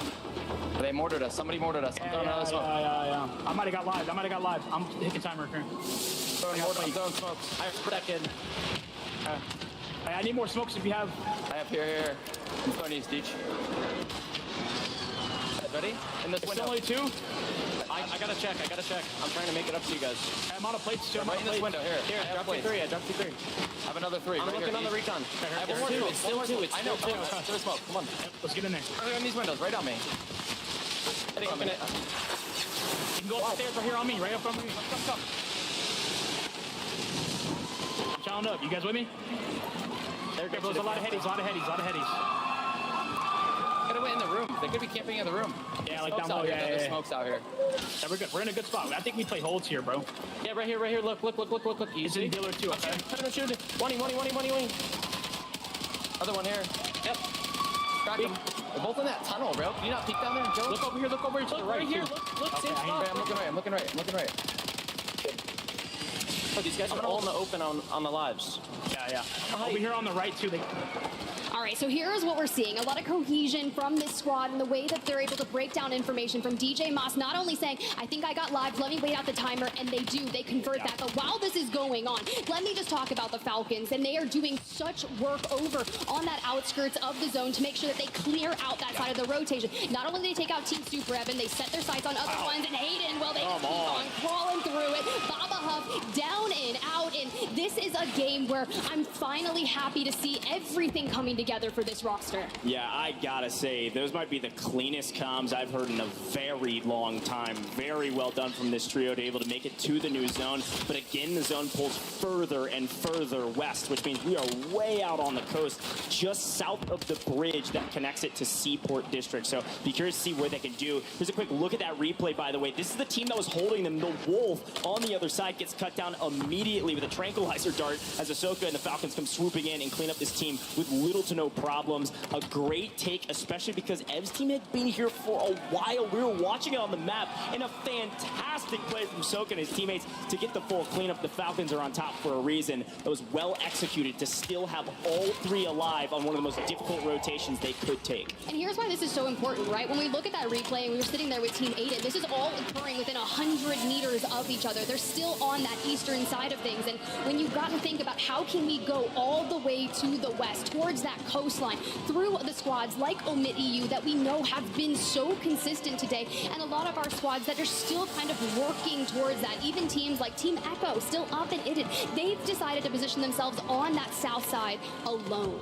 Here, here's a look at that map, by the way. Red 1, 𝙃𝘼𝙎, that is not a call sign for a Star Wars X-Wing, all right? Red 1 is in there, right in the middle of the zone, exactly where we expect in-game to be. They've done this every single map. They're on top for a reason. The Falcons on the other side are the exact opposite. They're on the edge of zone, having to rotate in far all the way to the western side. The longest rotation, frankly, you could probably take to this spot, and yet somehow, some way, they're likely going to be top 10 and maybe even more. Only time will tell. But 𝙃𝘼𝙎 is not on the high ground in-game. They're actually on the low ground, and look who's right next to them. You've got 𝙃𝘼𝙎, who's had a mediocre performance today, looking to better that, but only with 2 alive. Are we about to see some 𝙃𝘼𝑎 on 𝙃𝘼𝑖𝑎 violence? That's we right. saw just what that rotation looked like for Falcons, but from the south on that, we see Team Aiden, and this might bring them a little more success in terms of those kill points. We get punished for peeking out, but we don't fall there, and that's going to be so important, and now we can look to swing this and break this down. Aiden looking for double digits on 7. Yeah. This is going to be crucial as we navigate our way just on the outer edge. We're still going further west. Everybody's doing the same thing. Look how many teams are on the edge of this zone. I told you this rotation was brutal. Aiden's team's able to get to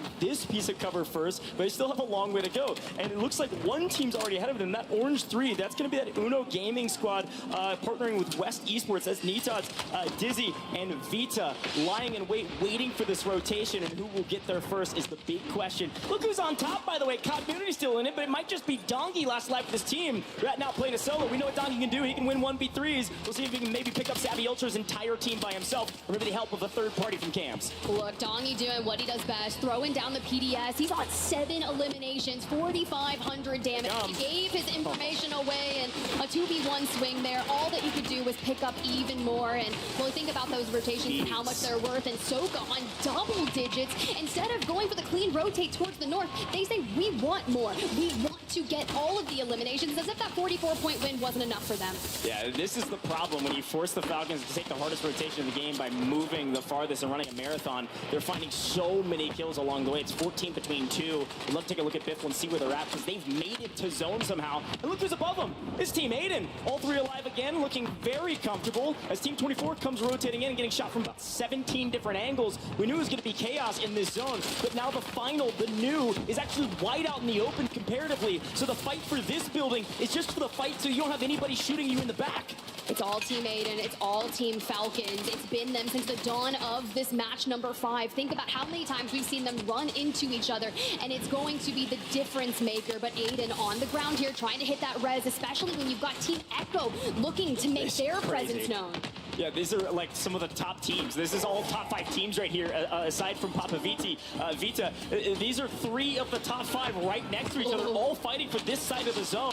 Yet again, resource management, everything when it comes to the Falcons, and luckily, not really skillfully, they have so much cash in their pockets so they can buy whatever they need for this final fight. Somehow, some way, they took the hardest rotation and for free go to new, and they're in the new zone trying to find a semblance of a piece of cover. Right now, they've got to make sure they don't get shot in the back as they're trying to address the teams that are going to be jumping off this building with 𝙃𝘼𝙎𝑃𝑗𝗃 running down the bottom side. Meanwhile, that NA wildcard got wiped from the face of the earth. New Team Echo, and they set their sights now on the remnants, but I saw that self-res going through, and they get cleaned up from the cross. Down and out we go. 𝙃𝘼𝙎𝑃𝑗𝗃, they still have high ground, likely making that PDS play from the inside. And, well, the Falcons, Soka and Biffle, the duo without Shifty here, are going to go clean up crew and try to make sure we can grab as many. But here comes 𝙃𝘼𝙎𝑃𝑗𝗃. Top 2 teams fighting, the top 2 teams today, the top 2 teams maybe on paper. Who's going to get better at each other? Ahsoka from behind wins the 1, wins the 2. Will he win it all? Yes! Shoots the bodies. The Falcons came to make a statement. They've already done it, and they're adding insult to injury.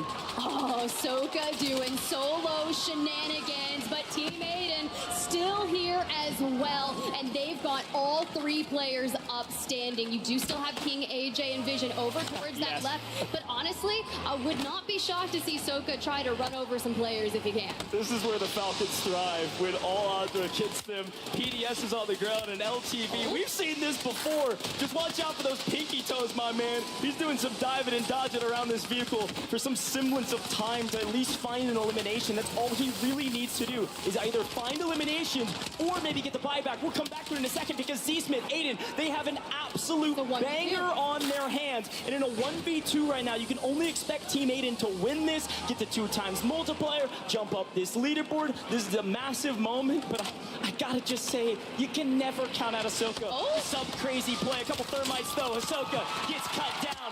Team Aiden on top with a massive game. 𝙃𝘼𝙎, 𝙃𝘼𝘎 came to make a statement of their own, and they've made it in map 5. They do, and you can see Aiden's family right there, front and center, cheering him on. We know we got Maddie in the building and the entire 𝙃𝘼𝘎 fam. 𝙃𝘼𝘎 has had so much prowess throughout the history of competitive Warzone, whether it was a different format. I'm talking those kill races back in the day, the 2v2s, and to see him get a win here on the LAN stage, man, that just hits absolutely different. It certainly does, and I gotta just say, I think they were listening to the broadcast. They said, well, we haven't been in the limelight yet? How about we kill half the lobby and then win the map? An absolute banger of a map with a 2x multiplier. I can only expect that to be one of the best games today. I think the best score from the Falcons right now is 44 points. I think it was 22 kills and a win.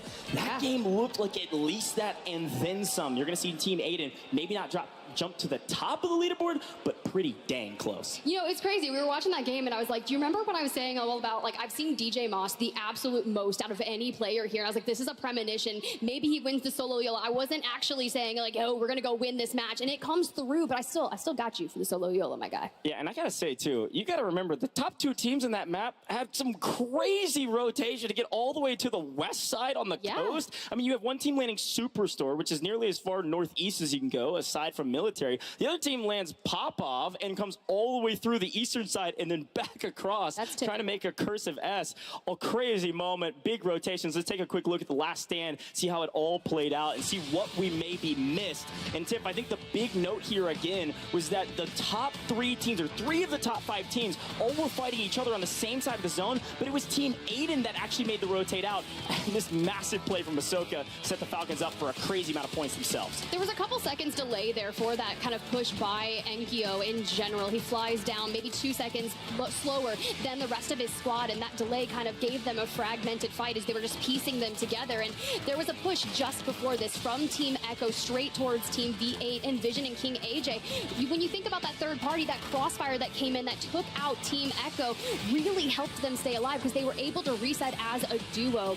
And then Team Aiden takes them out. Then we look towards 𝙃𝘎𝘎, who just, I don't know what kind of God gifts we're getting from this guy, but he finds PDS after PDS, gets the full reset. And I was like, what are we going to do with this LTV? How are we going to make this 1v2 happen? Because I was like, you cannot let him get away with that. Pops out the LTV, and Team Aiden honestly cleans it up quite nicely. Yeah, if 𝙃𝘎𝘎 won that, I would have gone home. Let's be very clear. I'm leaving. I'm going home. I'm letting somebody else cast. What an amazing event. What an amazing map from Team Aiden.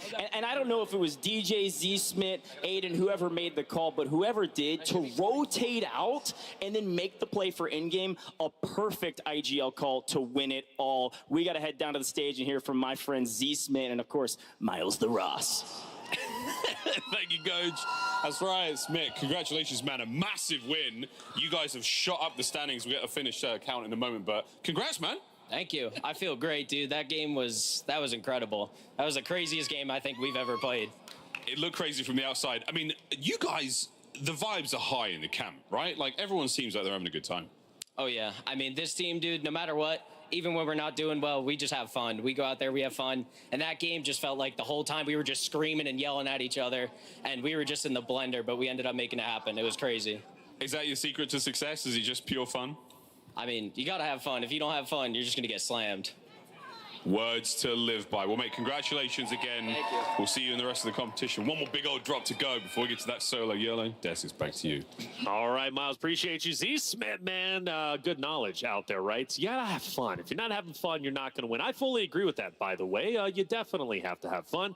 Look, big win from Aiden and co, especially perfect because we had that listen-in, which was cool, calm, and collected. Aiden and his roster was looking great. We've been talking all day, Gio, about Aiden. We haven't seen much of them, but Game 5, we saw a lot of them. When it mattered most, they get the win. I have to be honest, like, you bringing up that point is really poignant to me because hearing 𝙃𝘼𝘎𝘎 say, oh, it felt like we were yelling at each other the whole time. Yelling where? Like, that was such a good section of comms that we got to listen to. Yes. And, you know, they had a really good run throughout the entire drop. What we've seen from some teams is, of course, they, like, pop off towards the end. But they had their first pop-off in C1. Yes. And so, you know, they had these, like, amazing comms. comms throughout the whole thing. And yeah, so yelling at each other. I don't know what that's all about, but you know, whatever works for you, I guess. I mean, like, what stuck out to me too during that listen was how vocal DJ was. Yeah. DJ's not usually this guy who's in the comms, and the second we go over, he's saying, yo, I think we hold here. I think we gatekeep. Look over here. Like, he's getting vocal with the boys, and it's not surprising that when we see that happen, they have their biggest game of the day yet. Let me tell you what, I'm supposed to be composed up here. I am stoked right now that these three just won this map. Those are the boys. I'm super excited. When you're put under pressure, like the competitors are on that stage, it brings out something in you didn't know you had. And I think we're starting to see that from several individuals we've covered all day long. Let's look at our highlights because there's so much to get through. And I want to start off, Daniel, right back at you. Falcons. They did not have an easy game. Actually, we start off right looking at them in trouble a little bit. But talk to me about Falcons. Their grind to get that second place. Yeah, it was just a grind on rotation, on rotation, on rotation. They never got one easy. But this is the type of game that you look at when you look at this team and you say, this is what's scary about them, because they're not just, making these great, fantastic plays and executing perfectly. It's like, no, they ran up against squad after squad after squad and executed a strategy that was just so beautiful to get them to that end game. They just are able to play around, and it all ends up with Soka being the last one alive. Tries to make that classic Soka gas play, throwing the PDS on the LTV, trying to find a buy. I think he thought there was a buy at that building. I don't think there was in this map. So unfortunate for him just to not make that read. But either way, second for this team, still fantastic. Yeah, and if people don't know what we're talking about, Hisoka loves to gas plays, and he will drive as far as he needs to go so he can get a revive. This time, obviously, like you said, no shops around, but he did have the PDS. He throws that down,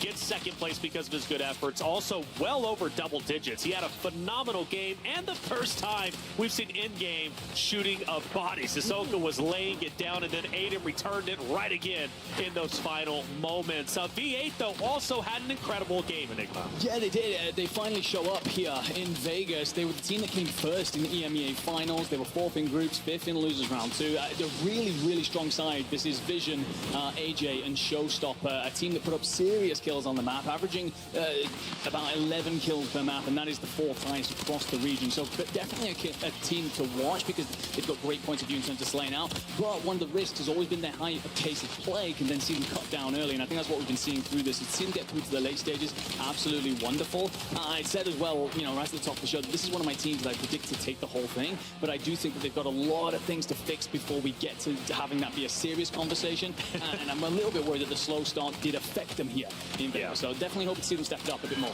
Yeah, well, you mentioned earlier, too, it was like some teams are slowing down when they should be speeding up, right? V8 clearly speeding up and looking a lot better. There it is, Team 8 and DJ 𝙃𝘼𝙎 taking game number 5, and Team 8 they should, they should be in a lot better position this time than they were last time. They were already within that top 5 conversation. What's the sweet spot, right? It's 5 through 2nd. You're getting those 30 points heading into tomorrow, and I think they're set up quite nicely for that. They've jumped up to 3rd. Have they? Spoiler, they've jumped up to 3rd from 5th. Okay. Yeah. I checked. I've got the people let me know. So yeah, no, they're in a really good spot now. Sure. Yeah, given that they were in 5th, it's not like they were in a terrible position or anything like that, but it definitely cements them more. And, we only have one more drop after this. One more drop. Or at least today, anyway. So they're in a pretty solid position when you're considering the kind of advantage that you want to go in for, into tomorrow with. Right. So yeah, just about like carrying that forward into the last drop, but I don't really think they have anything to worry about at this point. I think a lot of it is about belief, though, right? Like, they are a great team, and then, you come out, you're having a great performance, but I think that then you come out there and get a map victory. You kind of remind everyone who you are, right? Like, we love these boys. I mean, I'm not supposed to talk nicely about them. They are a wonderful trio of human beings, and to come out and put up a performance like that, I've spoken about how great I think 𝙃𝘼𝘎 is. Aiden, obviously, a wonderful competitor in our space, and then DJ as well.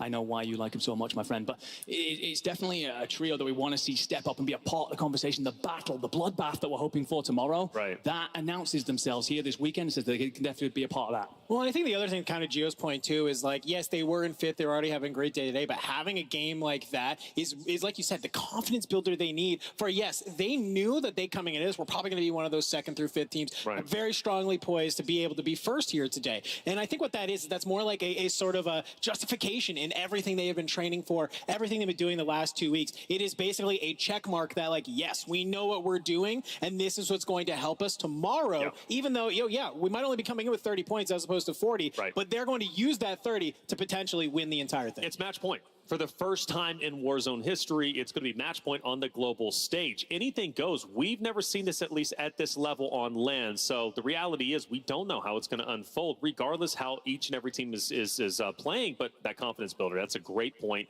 We'll continue that narrative going into tomorrow. Still 2 more games to go. I say 2 more. 1 more game to go here for the points leading into tomorrow, your bonus points. But we still have solo YOLO. So you want to stick around even after game number 6. Let's look at our heat map for the landings of that game number 6, and well, it was kind of all over the place, but southern regions starting to see a little bit more activity. Yeah, absolutely. I mean, to be honest, some of these teams still looking to contest each other around those city drops. It's interesting to see that multiple teams land around Manor. I'd be very curious to find out exactly who that was who landed around with 𝙃𝘼𝙎𝙃𝘼𝙎. But then that bottom left-hand corner, that's typically really quiet in terms of landings. There's usually not too much profit found there. So to see teams starting to spread out, I think that this is a part of these teams that are not doing very well, finding new places to try and set up a foundation for the rest of the game. Setting up a foundation is critical. And what is that foundation for those teams who've been struggling? They've clearly worked hard today, Danjo. They've worked hard to get to this point. Now they're looking to break into that sweet spot of top 5.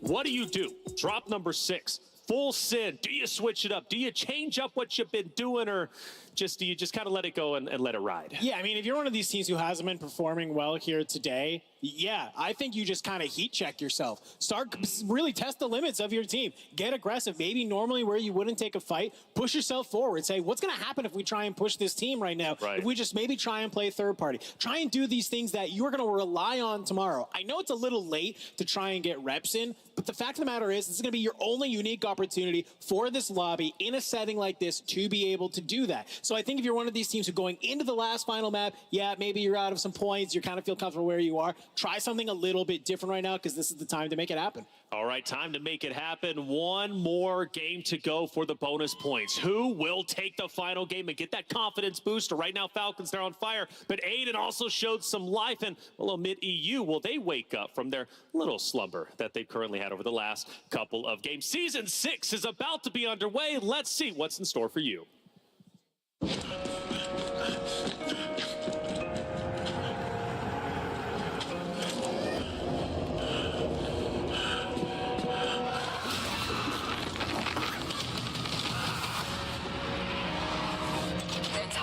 Gone dark.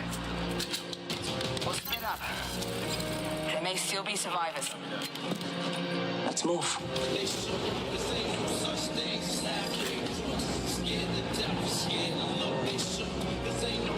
Clear. Pump camera up. Frosty. Movement.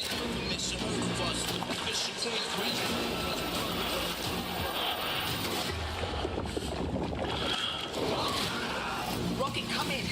Enemy movement. Hostile spotted. Does anyone have eyes on him? Report.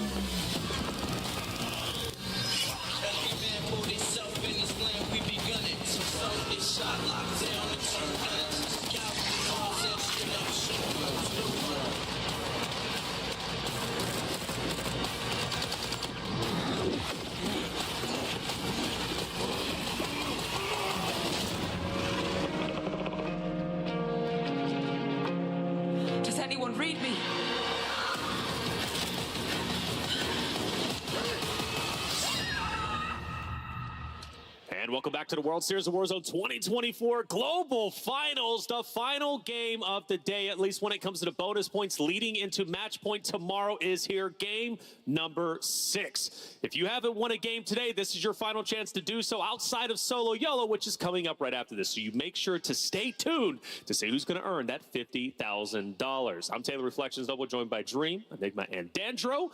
Game number 6, big moment to break into top 5. Let's get some quick predictions, at least from you, Enigma. Who do you think game number 6 is going to take it? You spoke a little bit about how EU had gone through a little bit of a slump. I want to see them pick it back up. Okay. I want to see them go big again. They've been seeing a lot of these end zones, but I want to see them deliver on one. We spoke a little bit about the belief that a victory can give you. Yes, they've had one today, but it's about finding another here at the end of the day. All right, well, I would love to give it to you two as well, but guess what? Game number 6 is ready to go. I know you've had enough of us yapping, so let's send it over to our casters. Game number 6, Spider 𝙃𝘼𝙎𝙃𝘼𝘅, take it away.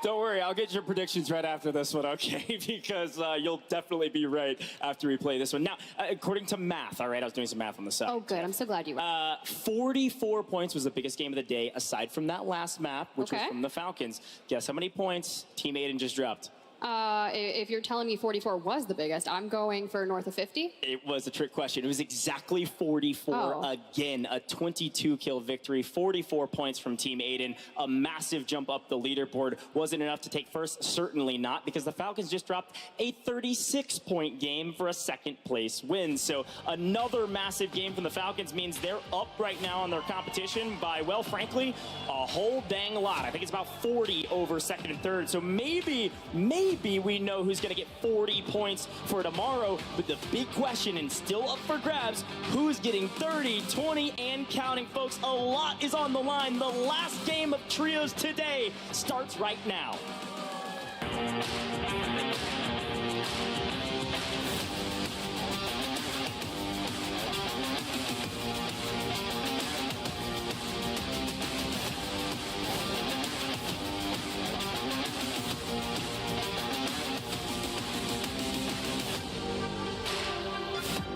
The Falcons, right, in game number 6. Look, I mean, they breached that triple-digit mark not that long ago and are still trying to points gap the lobby here. And if we're just being able to see where they've gotten to, it's almost 150. And if you think of it, it's going to be that magical number for tomorrow to show you that if they can get 40 advanced starting points, what is that going to do? And how many games do we actually get on Call of Duty Warzone match point? It's such a great point, folks. 150 points tomorrow is our threshold. The teams are getting 40, 30, and counting. The Falcons have dropped 146 in 5. What can they do in 6? Only time will tell. It looks like maybe there's a team trying to contest them as per the usual. Things have not been going well for that squad. At least not yet. That's Zach, Hollow, and Azen. They had a little glimpse of themselves in the limelight for a moment, getting second place in a map.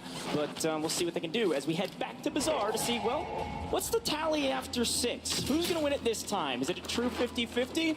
Or maybe this Robstar team will come out on top again over Panda and maybe have a good map to put them up into the tally. I think it's worth mentioning while we have it just a second here, Tiff, of those points, we've got to remind ourselves that if you get 11, you're getting 15 points for tomorrow. If you get 10, you're getting 20. This is actually a pretty sizable leap. Reminder, as this fight's going on, there was like 10 teams within 4 points. 5 points could be huge.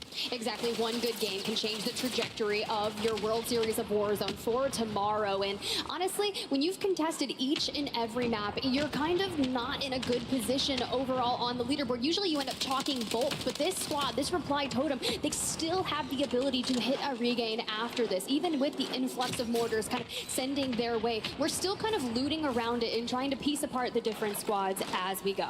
Yeah, and I will say, I'll give this Reply Totem team some credit. They have jumped up the leaderboard. Like we said, it's very, very tight margins. They have made it to top 10, so they are out on top in this Bazaar take. They were kind of chalking each other's games, but finally this team started to get some steam, which means their opposition, this Panda squad, not so much. I mean, we've seen them towards that end game. Even think of the one the Falcons won over by Bathhouse in the center, but Blade getting ripped apart, falls in the stairway we go, and well, Panda through the door to clean it on up. Vortex trading out. This is just one of the most chaotic things I have ever seen on the LAN stage. But for Las Vegas Inferno, they're into some trouble themselves.